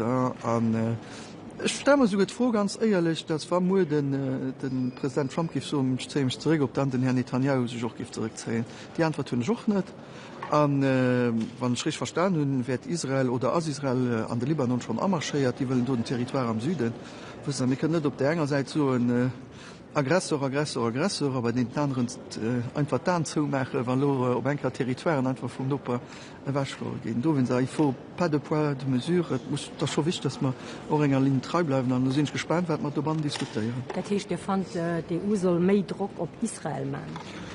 Aber das Problem ist, wir haben keine 100.000 Möglichkeiten. Wir haben wann Libanon lo attackiert gëtt, den Hezbollah ist ja kein Christkönnech, sind meist ganz eins, das aber van lo ein Territoire einfach okkupiert gëtt. Aber man akzeptieren, dass einfach lo ein Territoire vor das, für was soll man dann die Russen nicht so, dass Krimea russisch ist, auf was nicht die Chinesen, dass Taiwan chinesisch ist. Aber man das dann akzeptieren, das muss man sich bewusst sein, dass verschieden kann dezidieren, was man zu Europa geschieht. Da sind wir Parti pour la Gloire. Und ich habe Angst, dass man Präzedenzfall haben von Respekt vom internationalen Recht mit Fuß trippeln, und dass da noch schwer geht, argumentiert wird, so, nee, bei dem geht es, bei dir geht es nicht. Und du manchmal solche. Den Donald Trump hat ganz klar noch Hilfe gefragt für an der Straße von Hormuz, anscheinend doch EU-Länder. Was soll das?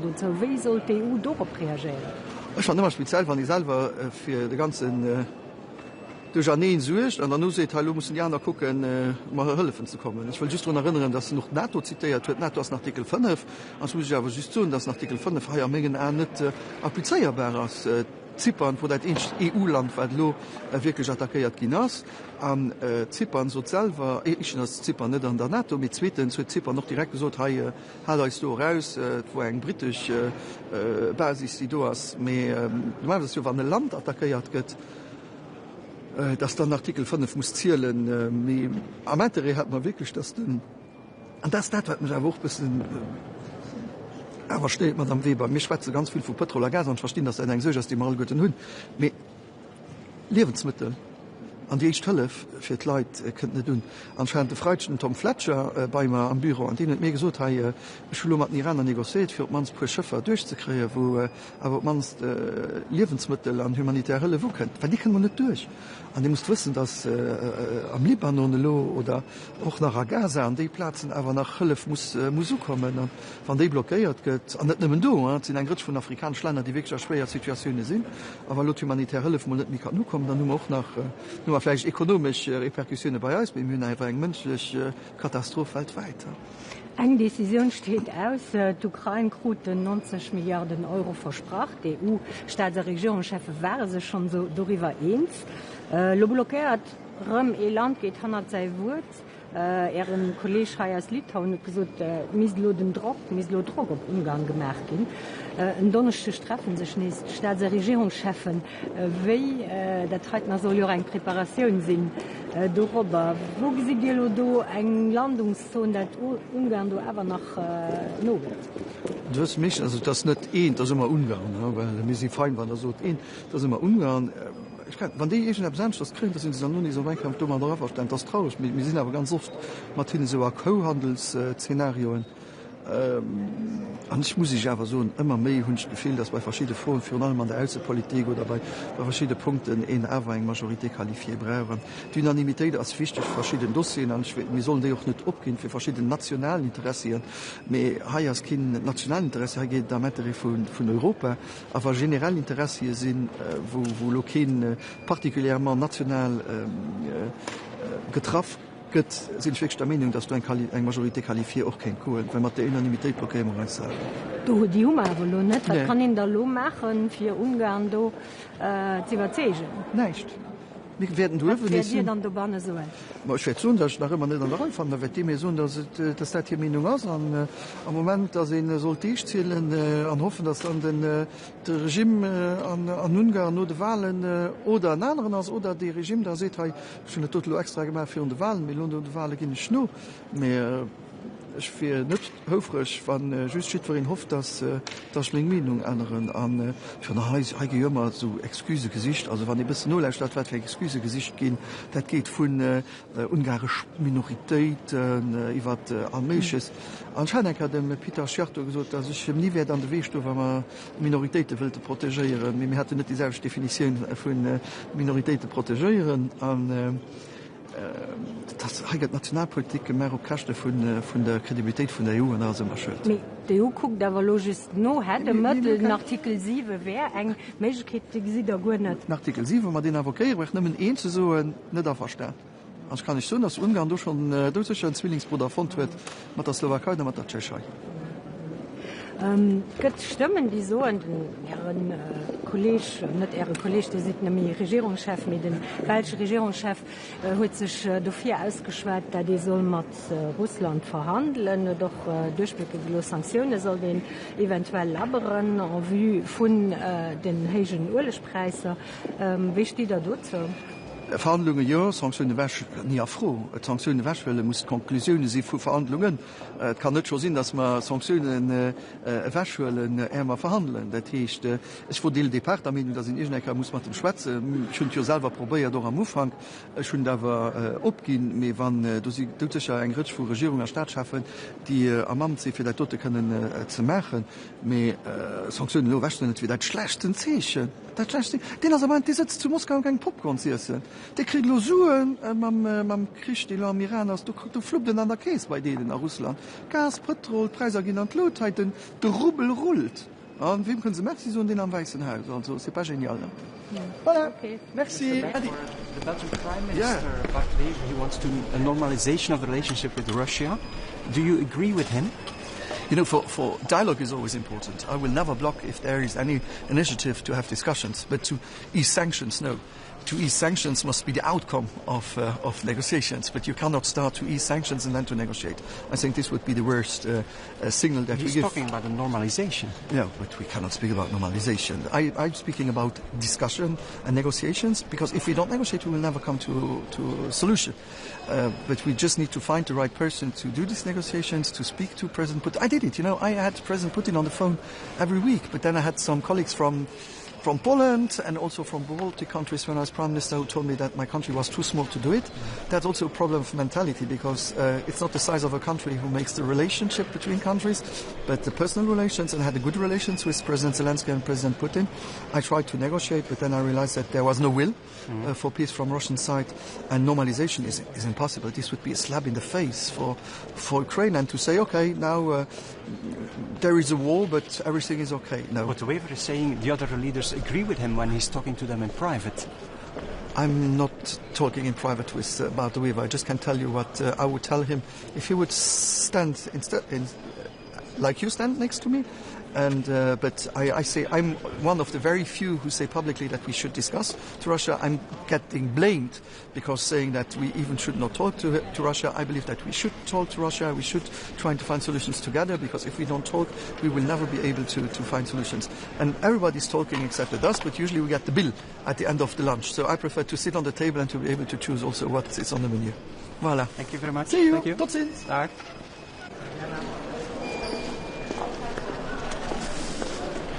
Buenos días. Europa tiene que despertar en este momento en el que está en juego en muchos escenarios en el mundo nuestros intereses, el bienestar de nuestros ciudadanos, pero también nuestros valores, lo que somos en el mundo y lo que nos ha garantizado, los valores que nos han garantizado décadas de paz y de prosperidad. Y la voz de Europa en estos momentos tiene que ser una voz independiente, soberana, una voz que introduzca razón, diplomacia, diálogo y negociación allí donde otros buscan guerra y confrontación. Tenemos en estos momentos escenarios donde además las guerras se conectan. Vemos el levantamiento de sanciones en Ucrania, que es en estos momentos un error. No es el momento de relajar la presión sobre Rusia. Armamentos que se usan en una guerra y que pasan a otras, posibles desplazamientos de población de unos escenarios a otros y de unas regiones a otras. Por todo ello, la diplomacia europea y la voz de la diplomacia europea tiene que oírse con fuerza. En estos momentos, en Líbano, tenemos una situación que es una vergüenza para la humanidad. Casi 1 millón de desplazados, el riesgo de una invasión terrestre por parte de Israel en un país soberano, y eso sería un enorme error. Tenemos ataques sobre una fuerza de Naciones Unidas, una fuerza de paz en la que hay un contingente español importante como es FINUL, y una violación sistemática del derecho internacional humanitario. Tenemos en Gaza y en Cisjordania un olvido en estos momentos por parte de la comunidad internacional, porque la guerra en Oriente Medio se extiende por todos los lados. La fase 2 para Gaza no termina de arrancar, no hay perspectivas para el futuro de Gaza. La ayuda humanitaria no entra.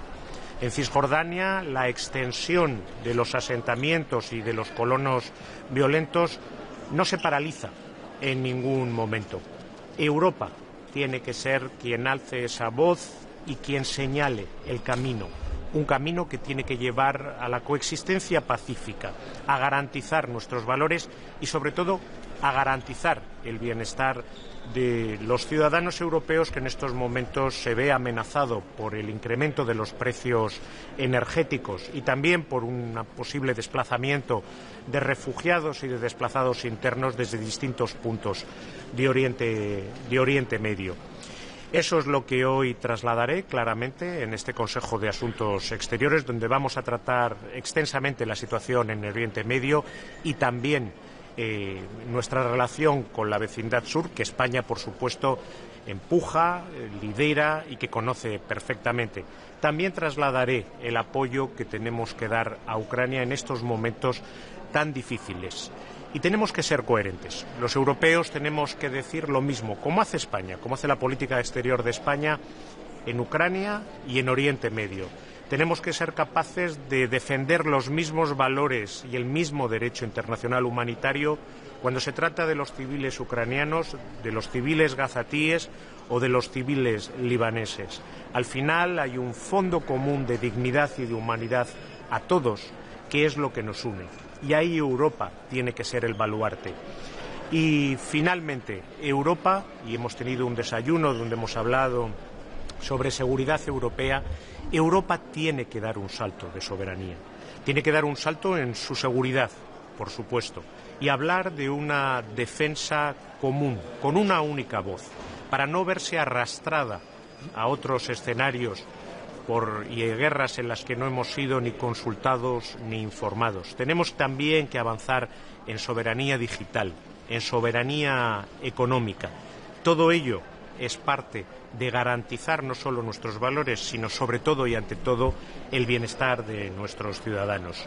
Y por último, también quiero anunciarles que España va a presentar la candidatura de Luis Planas a la Dirección General de la FAO. Es un proceso largo, todavía queda bastante, la decisión se tomará durante el verano de 2027. Es una candidatura española, pero que tiene vocación europea y que es también un reflejo de la creencia que tiene España en el multilateralismo y en las Naciones Unidas en momentos en los que la seguridad alimentaria es algo absolutamente fundamental. Ministro, ¿usted tiene claro lo que hay que responderle a Donald Trump cuando exige que buques militares europeos vayan al estrecho de Hormuz? La posición de España es muy clara y de la política exterior española. Y Europa tiene también que hablar con esa voz. Tiene que ser la de la desescalada, la del diálogo y la diplomacia, la de la vuelta a las mesas de negociación. La solución puramente militar nunca trae democracia, ni estabilidad, ni prosperidad económica. Esa es la posición que tiene que tener la Unión Europea y, desde luego, esa es la posición de la política exterior de España. ¿España se atreve a modificar el mandato de la operación Aspides y, en ese caso, España estaría dispuesta a enviar barcos en el marco de esa operación al estrecho de Hormuz? El mandato de Aspides creemos que es el mandato correcto y que está cumpliendo perfectamente sus funciones en este momento. Ministro, entonces entiendo que descartamos participar en cualquier misión de Unión Europea o de Naciones Unidas que se pueda lanzar para proteger los barcos del estrecho de Hormuz. España no está en esto. España en lo que está es en la desescalada. No hay que hacer nada que añada todavía más tensión, más escalada. Lo que hay que hacer es que cesen los bombardeos, que cesen los lanzamientos de misiles sobre todos los países de Oriente Medio y que volvamos a la mesa de negociación. La solución puramente militar nunca es realmente una solución. Pero la alta representante ha subrayado el problema que supone para Europa no solamente el problema del gas y el petróleo, sino también el movimiento de materias primas, que ya ha hablado sobre el asunto con el secretario general, bajo el paraguas de la misión Aspides. De nuevo, ese debe ser el instrumento para España. Una modificación del mandato e incluso un papel más activo de España en ese... Dos cosas al respecto. Evidentemente, la situación del estrecho de Hormuz es algo tremendamente preocupante para los europeos y, desde luego, para el bienestar de los europeos. Y coincido totalmente, no solamente por la situación energética, sino también porque es un punto fundamental para el paso de muchas mercancías. Nuevamente, esta es una guerra que afecta sobre todo a los ciudadanos europeos y que le puede afectar mucho más. Ya lo estamos viendo en el precio de la gasolina, pero si hay un movimiento de refugiados desde Irán o desde Líbano, también vamos a ser los europeos los primeros que vamos a recibir esa situación humana y humanitaria.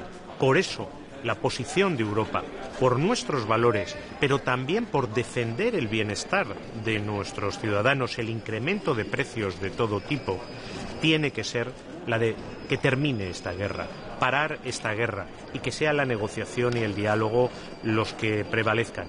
Y sobre Aspides lo he contestado anteriormente, creemos que la operación Aspides y el mandato actual es el correcto y por lo tanto no es necesario introducir ninguna modificación. Ministro, ¿vería bien entonces hacerlo en el marco de la ONU, como ha propuesto también la alta representante? Habla con el secretario general de la ONU, Guterres, y bueno, se planteaba la opción de hacer una cosa parecida a lo que se hizo en Ucrania para liberar el tránsito de trigo. No sé si lo vería eso bien. Lo que veo bien sería terminar con esta espiral de violencia y esta escalada que ni tiene unos objetivos claros ni está llevando más que al sufrimiento de los civiles en toda la región y al encarecimiento de precios mundial y afectar al bienestar de los europeos. Naciones Unidas tiene que estar involucrada en todos los lugares del mundo, pero si quiere un lugar donde Naciones Unidas está ya involucrada, estaba allí el secretario general de las Naciones Unidas ayer, es el Líbano, ahí estaba Antonio Guterres. Ese es uno de los escenarios donde hay que escuchar a Naciones Unidas y, desde luego, no es disparando sobre una fuerza de Naciones Unidas como es FINUL que se apoya en las Naciones Unidas. Ministro, hablaba de la necesidad de defender el derecho internacional tanto en Ucrania como Gaza como en Oriente Próximo. ¿Cree que Europa lo está haciendo? ¿Le gustaría ver una condena más firme por el ataque contra el derecho internacional de Israel y Estados Unidos? Me gustaría una voz más fuerte de Europa, sí, sin duda alguna, en defensa del derecho internacional, de los civiles que necesitan protección, del derecho internacional humanitario. Una voz más fuerte europea hablando sobre la situación en Gaza, la necesidad de que la ayuda humanitaria entre masivamente por fin, de una vez, que las ONGs europeas puedan actuar en defensa de UNRWA, señalando claramente lo inaceptable de la violencia de los colonos y la extensión de los asentamientos en Cisjordania, rechazando con firmeza una invasión terrestre del Líbano, protegiendo a los civiles. Sí, por supuesto, sin duda alguna me gustaría ver una voz más clara y más fuerte de la Unión Europea. España lo hace. España defiende con la misma fuerza a los civiles en Ucrania, a los civiles en Líbano, a los civiles en Gaza. Y defendemos la negociación y el diálogo en Ucrania, en Oriente Medio y en todos los lugares del mundo, por supuesto. Ministro, Castilla y León, ¿está satisfecho con los resultados de su partido? Bueno, ha sido un incremento del voto y demuestra, yo creo, dos cosas. Que el Partido Socialista tiene un enorme apoyo popular y que, desde luego, para frenar a la extrema derecha solo hay una papeleta útil, que es la del Partido Socialista. Ya sabemos que la papeleta de aquellos que han votado al Partido Popular va directa a los gobiernos de coalición con la extrema derecha. Muchas gracias.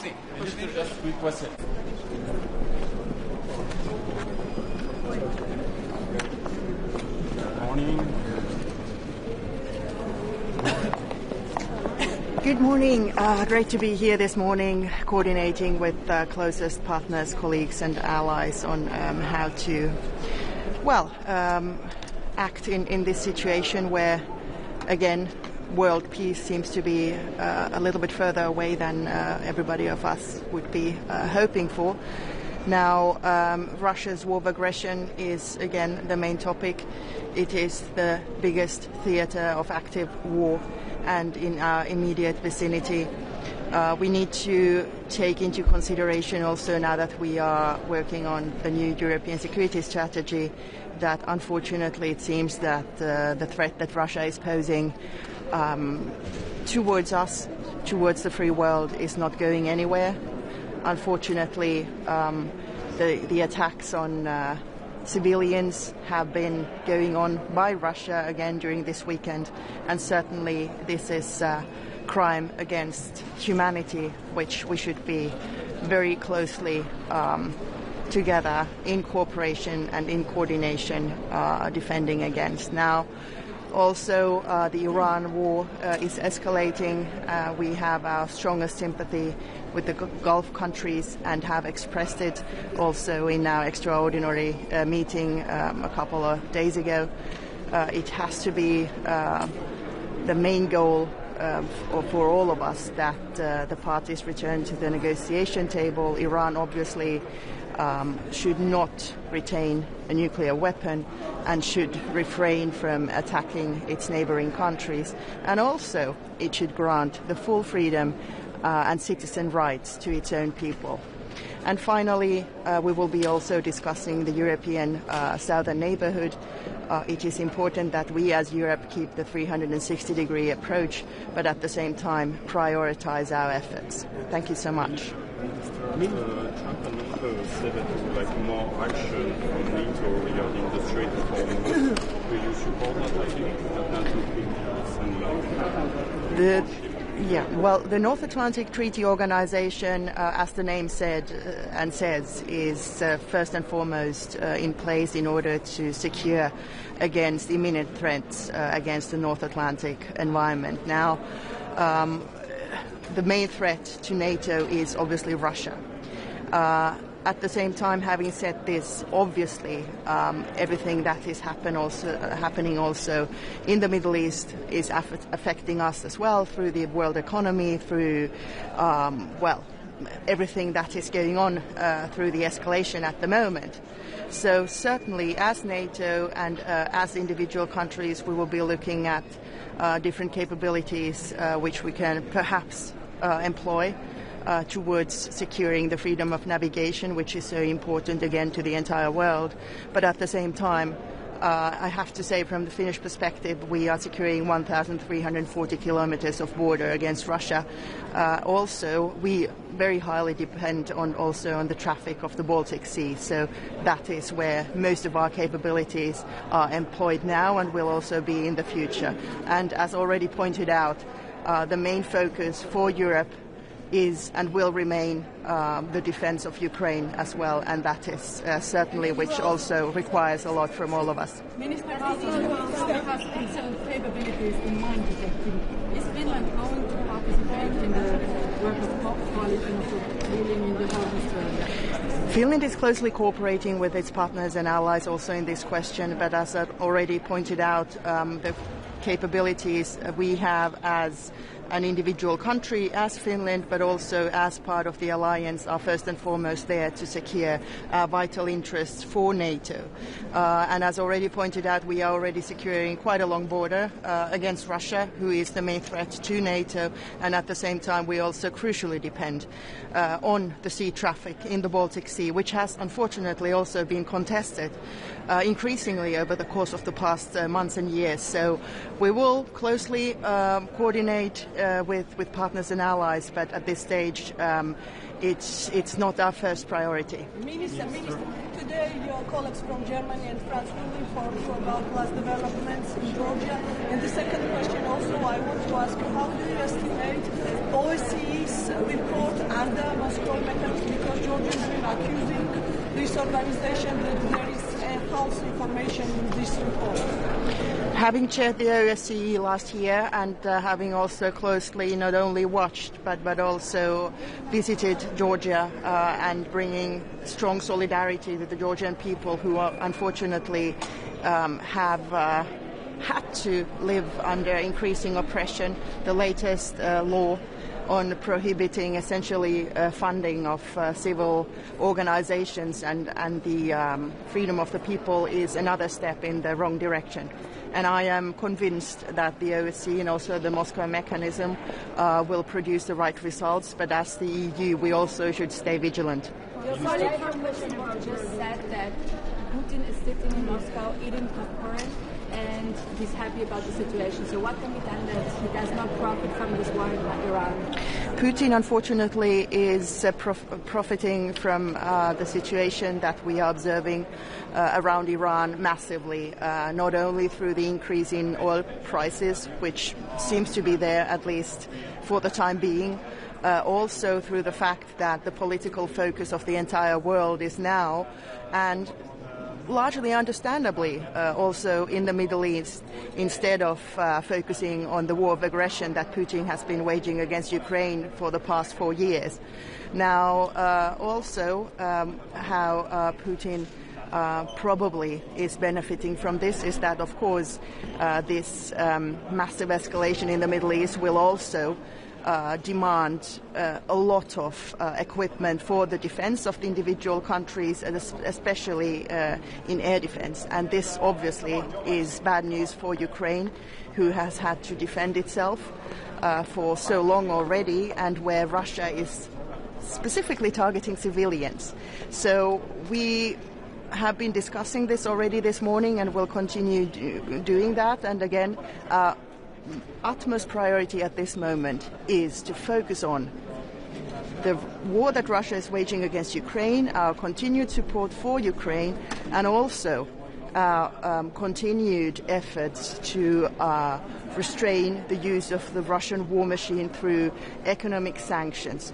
And what we have been calling for, and this is the Finnish position, is that we should introduce a full maritime services ban against Russian essentially oil and gas produce, because we already see that the economy over there is crumbling. So now is really the time to put an end to this aggression.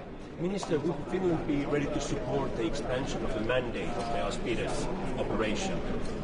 Finland is already participating in the Aspides operation through officers, and we are, of course, looking again in close coordination with our partners and allies whether this operation should be extended for the immediate needs now for securing maritime passage through the Strait of Hormuz.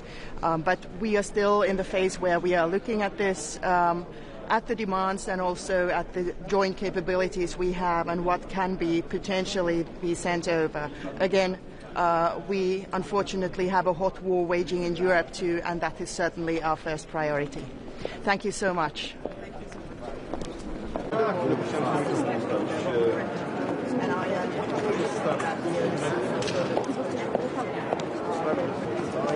Jó reggelt, csókolom, jó reggelt mindenkinek.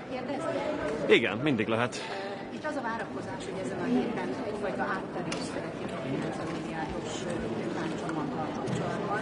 Ön hogy látja, mik a várakozások, hiszen Magyarország úgy szereplő ebben a kérdésben, és ehhez kapcsolódik természetesen már ez inkább ugye a energiatanács napirendjén van, hogy hogy áll éppen a barátságkörül vezeték? Hát a helyzet teljesen egyértelmű. Az ukránok gyakorlatilag hülyének próbálnak nézni minket. Egy dolgot viszont elfelejtenek, hogy mi nem a hülyék vagyunk, hanem a magyarok. Tehát szombaton az ukrán rendszerüzemeltető bemondta, hogy 1 hónapba telik előreláthatólag a barátságkőolajvezeték megjavítása. Na most mi van 1 hónap múlva? A magyar választás utáni hétfő. Tehát, hogyha valaki eddig naívan azt gondolta volna, hogy az ukránoknak bármifajta műszaki vagy technikai problémájuk van, az most már... What are you trying? Tehát, okay. That's okay. It's a hard job, I see. It's a hard job. Yeah, okay. You okay now? Good, okay. Tehát ha bárki eddig azt gondolta, hogy az ukránoknak bármifajta műszaki vagy technikai problémájuk van, az most megbizonyosodhatott arról, hogy itt ez egy szintiszta politikai zsarolás. A barátságkőolajvezeték fizikailag és technikailag is készen áll a szállítás újraindítására. Semmifajta műszaki vagy technikai probléma nincsen.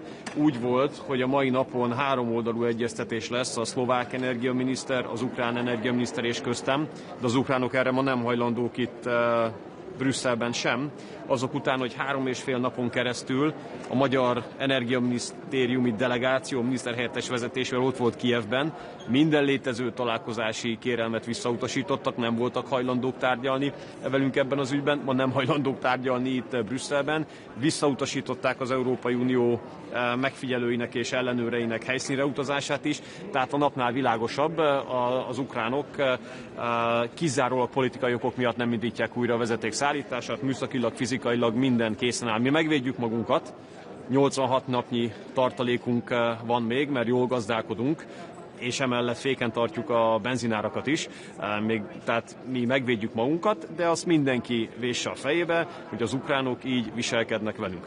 Ebből következik az, hogy Magyarország blokkolja a 90 milliárdot? Ja igen, természetesen. Tehát a mi álláspontunk az sziklaszilárd is, meg egyszerű is, meg szerintem jól érthető.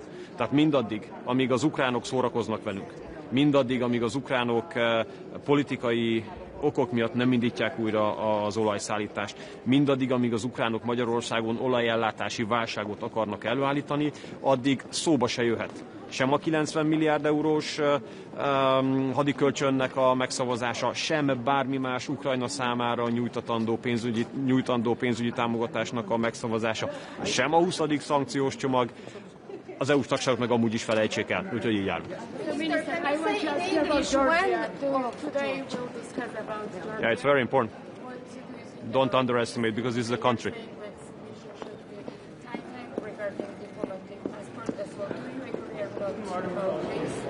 We absolutely reject and condemn this decision of the European Union.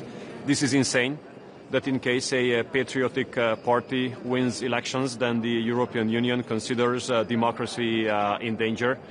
You know, this... don't call us stupid, okay? So we see it very, very easily. If patriots win an election, then the European Union says that the democracy is dead. If liberals win the election, democracy is in top form. So it's so obvious. We are on the side of the Georgians. We are looking forward to receive the Prime Minister and the Foreign Minister during the weekend in Budapest on CPAC, and the Georgian government can count on us on everything. And we really respect your patriotic policies. And Sorry. Do you think this attitude prevents relations from being over, sanctions, talking about sanctions? Well, I can tell you that overall the sanction policy of the European Union is a big failure. It's a huge failure. And we should forget about it, finally. So please, just 1 second. There's a follow-up and then it's your... Please. How do you estimate the Georgian journalists in the prison and also politicians in the prison and people are standing in the streets fighting for European values? Well, I don't know. No, I don't know anything about the issue what you stated in the first part of your question. Regarding the second part, there were democratic elections in Georgia and people decided about what direction they want to their country to take. And the case and the fact that there are rallies well, that's part of democracy. And as long as rallies can take place, it means that there's a democracy. So it's one more decision made by the EU, No. one more decision or opinion made by the EU that you criticize. And I cannot remember when was the last time that Hungary actually agreed to what the majority in Europe thinks. The Polish Prime Minister yesterday said that Hungary is trying to destroy the European Union. Do you agree? Well, first of all, we really expected the Polish Prime Minister to come to Hungary yesterday, because there were two big rallies in Hungary. One organized or in favor of the government and one against the government. And 4 years ago, on the very same day, on our national day, the current Polish Prime Minister came to Hungary and he held a speech at the opposition rally. And following that, we beat the opposition by 20%. So we were really disappointed that he didn't come yesterday. He was making a statement. He was sorry. He was making yesterday nice statements about our opposition. He was making statements that he wishes that opposition wins. He should come. So please try to convince him to come in the remaining 4 weeks until elections, because whenever he comes, it's a very good signal to us. And when it comes to his words about Hungary, the democracy, and our commitment to Europe, well, I think that the Hungarian democracy is in a much better shape than the one in Poland. The rule of law is in a much bigger danger in Poland than in Hungary. That's my position. What about Europe? Sorry, I didn't get it. Will you meet Mihal, Ukraine's Deputy Prime Minister, and what will you do if they continue to resist? Yeah, I studied in Hungarian. Sorry, I should have studied in English as well. So the thing is the following, that it has become really obvious that there's no technical or no physical reason for the oil supply not to be restarted to Hungary on the Druzhba pipeline. It's a pure political decision. We had the delegation of our Ministry of Energy in Kiev 3.5 days during the last week. So a delegation led by our Deputy Minister of Energy spent 3.5 days in Kiev personally to be able to meet officials of the Ukrainian government and the Ukrainian Ministry of Energy. But all our requests have been rejected. Today, with the Slovak colleagues, we have initiated a trilateral meeting here in Brussels with the Ukrainian Minister of Energy and the Slovak Minister of Energy and myself. But this was cancelled again by the Ukrainians just a couple of minutes ago. There were initiatives taken by us, by the Slovaks, even by the European Union, to allow a site visit to see the actual state of the pipeline. All of these proposals were rejected. So, you know, I can't tell you anything, but if a country keeps us under an oil blockade, then that given country cannot expect us to support any decisions here in Brussels in favor of them. That's the case. Are you hoping for movement on the transport of Russia? Look, the situation is the following. It is our sovereign right to decide what kind of energy sources we want to buy and on what route or what direction. And we don't want to become defenseless towards one pipeline when it comes to oil deliveries. We don't want to be in a situation when it is exclusively Croatia supplying us, because you never want to be in a situation when you are dependent by one source. Currently, we are supplied on two routes, the Druzhba pipeline and the Janov pipeline, which is an acceptable and, you know, I might say close to ideal situation to us. But, I mean, if you are only dependent on one pipeline instead of two, that's a no-go for us. So regardless of all the commercial debates, we have to make one step back. And we have to make it very clear that we are not ready. We are absolutely not ready to be dependent on one pipeline. Okay? Sorry. On this, and if so, do you see any room for compromise on the 90 billion?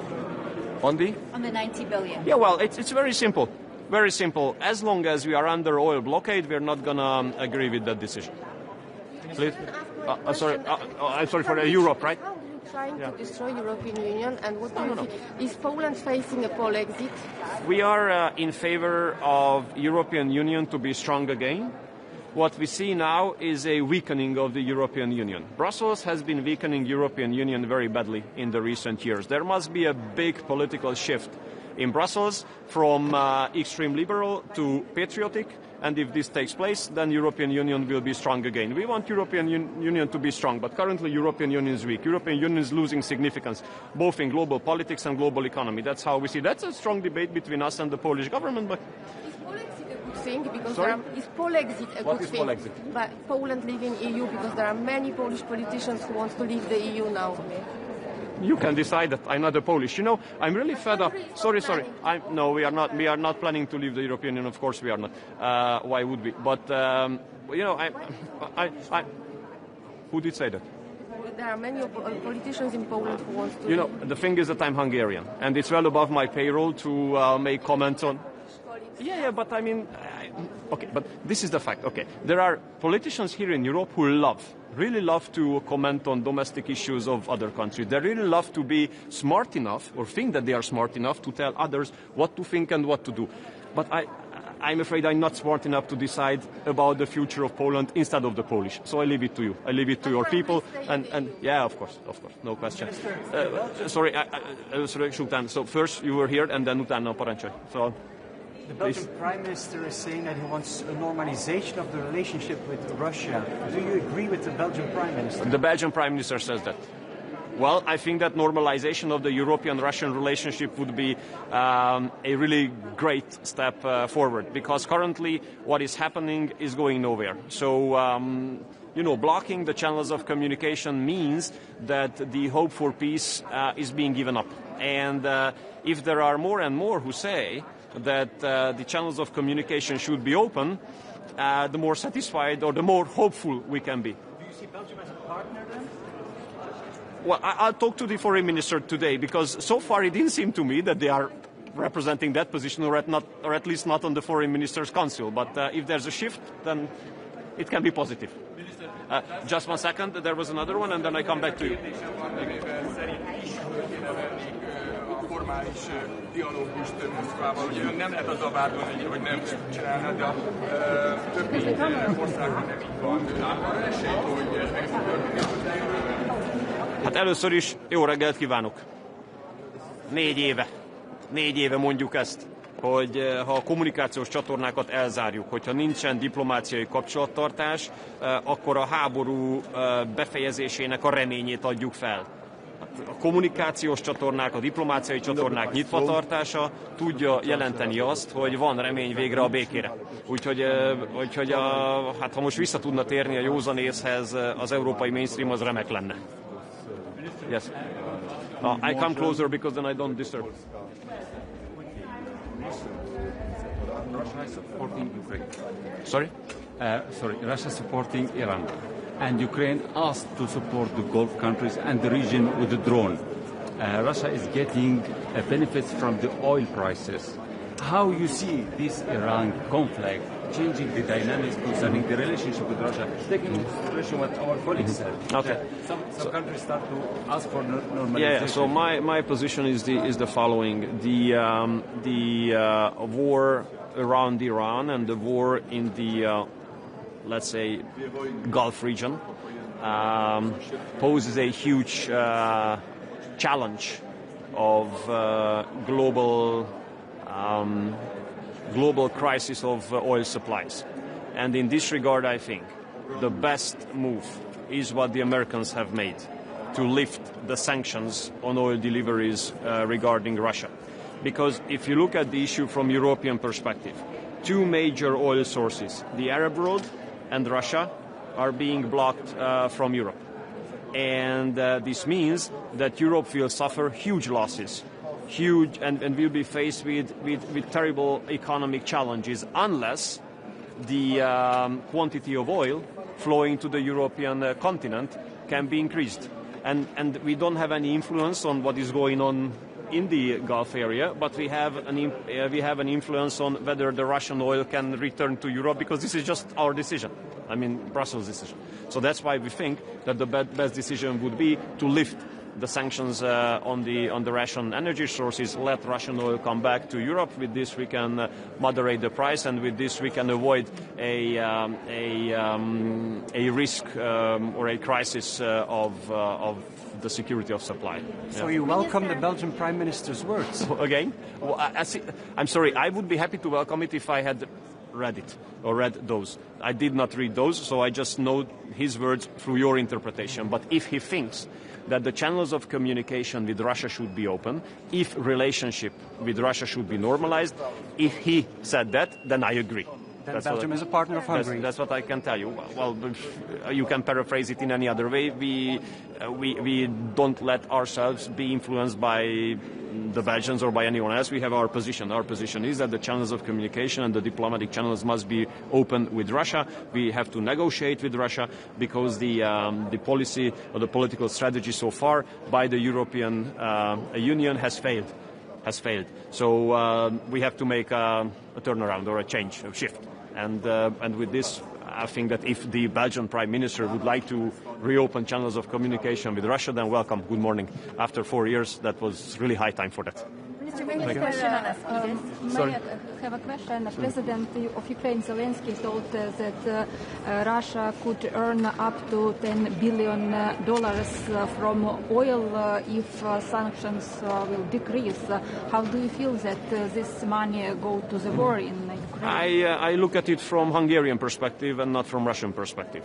The Hungarian perspective is that we would like to keep the prices under control. We don't want to pay more for the energy. We want cheap sources, and there can be no realistic explanation why we should buy more expensive oil compared to what we are doing now. So what we pay to Russia is 0.2% of Russian GDP, so no one can mean seriously that would make a change. But are you worried about war? About war? How do you well, feel we have been worrying about the war for more than 4 years now because it's in our neighborhood, and to be honest, I don't understand why Brussels has been undermining all attempts to make peace in Ukraine finally. Just very quickly on Aspides, if I may, Minister, would you support... Hát magyarul is lehet, de ez inkább egy nemzetközi kérdés. Csak már megfigyeltem, hogy tetszik beszélni magyarul. Igen. Would you support expanding the mandate of Aspides so that there would also be an EU operation in the Strait of Hormuz? Well, it's in a very initial phase, so we have to discuss it. Okay. It's a NATO operation or European operation? I didn't say anything like that. I didn't say anything like that because there was no proposal on the table yet. If there's a proposal, we can speak about it, but I can't tell you any decision yet. But there is a proposal from Mr. Trump. We'll see. He said we need it in NATO. Thank you. Bye-bye. Thank you.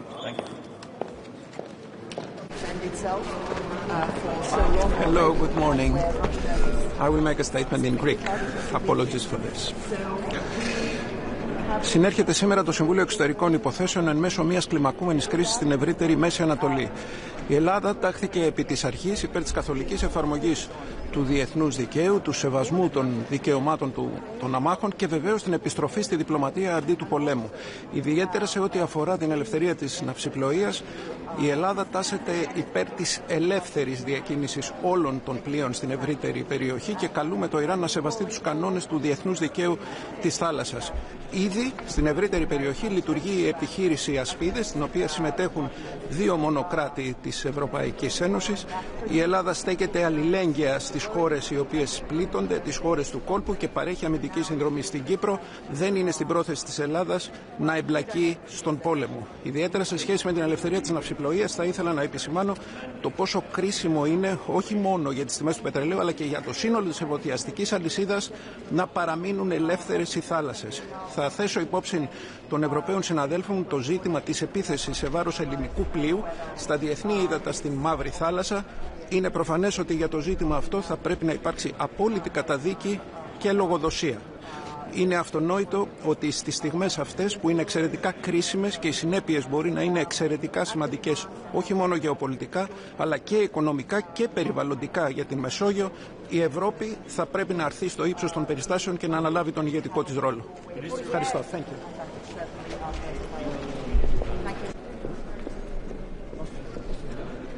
Guten Morgen, Frau Minister. Guten Morgen. Heute geht natürlich sehr viel mit dem Fokus auf den Krieg im Nahen Osten. Vor ein paar Wochen bin ich, glaube ich, genau hier gestanden und habe gesagt, das, was wir gerade nicht brauchen, ist ein weiterer Krieg, der sich dann vielleicht auch noch ausweitet im Nahen Osten. Nun sind wir in der Situation und unsere Bevölkerung hat zu Recht Sorge vor zwei Dingen. Einerseits einer Wiederholung einer Flüchtlingswelle, wie wir sie 2015 gehabt haben. Andererseits natürlich massiv steigende Energiepreise.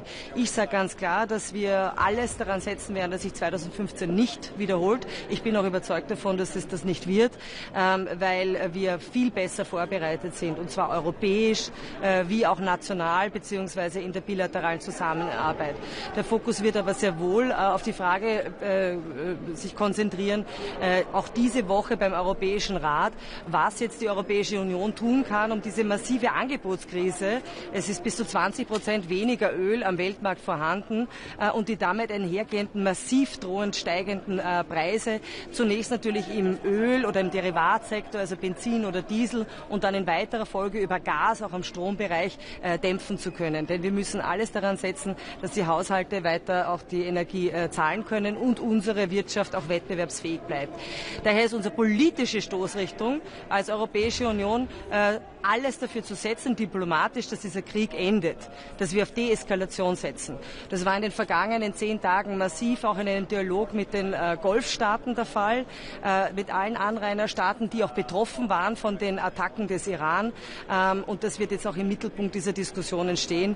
Ich glaube, viele Wochen einen solchen Krieg zu erleben, der die Straße von Hormuz lahmlegt, das ist eine große Gefahr für uns auch in Europa, und daran haben wir absolut kein Interesse. Diplomatie daher im Mittelpunkt unserer Bestrebungen, einerseits diesen Krieg zu enden. Es sind ja einige Kriegsziele durchaus auch von den USA erreicht, andererseits auch eine freie Passage zu erwirken in der Straße von Hormuz. Vielleicht ein Punkt noch zur Ukraine. Der größte Profiteur dieses Krieges und dieser steigenden Ölpreise ist natürlich jetzt Russland, ist jetzt Wladimir Putin. Und das ist ein Ergebnis, das uns auch nicht gefällt. Wir brauchen eigentlich jetzt, gerade auch mit den USA gemeinsam, die Partnerschaft, um Druck auszuüben auf Russland, diesen Krieg zu beenden. Wir haben heute auch ein Mittagessen mit dem indischen Außenminister. Ich glaube, es braucht jetzt auch in diesem Vakuum, das entstanden ist, dadurch, dass die USA den Fokus auf den Nahen Osten haben, jetzt einen wirklichen europäischen Vorstoß, vielleicht mit Partnern weltweit. Aber klar ist schon, dass es jetzt nicht sein kann, dass der große Profiteur Putin ist, der sich jetzt ins Fäustchen lacht, weil er durch diese gestiegenen Ölpreise seine Kriegskasse wieder aufbessern kann. Frau Außenministerin, wir sind, wie Sie wissen, keine Seefahrernation. Dennoch haben wir verglichen mit anderen westlichen Ländern eigentlich immer ziemlich gute Verhältnisse zum Iran gehabt. Daher meine Frage, haben Sie seit Kriegsbeginn mit Ihrem iranischen Amtskollegen Kontakt gehabt und würden Sie jetzt Kontakt aufnehmen angesichts der aktuellen Situation? Wir haben immer für eine diplomatische Vorgangsweise, gerade auch was den Iran angeht, plädiert.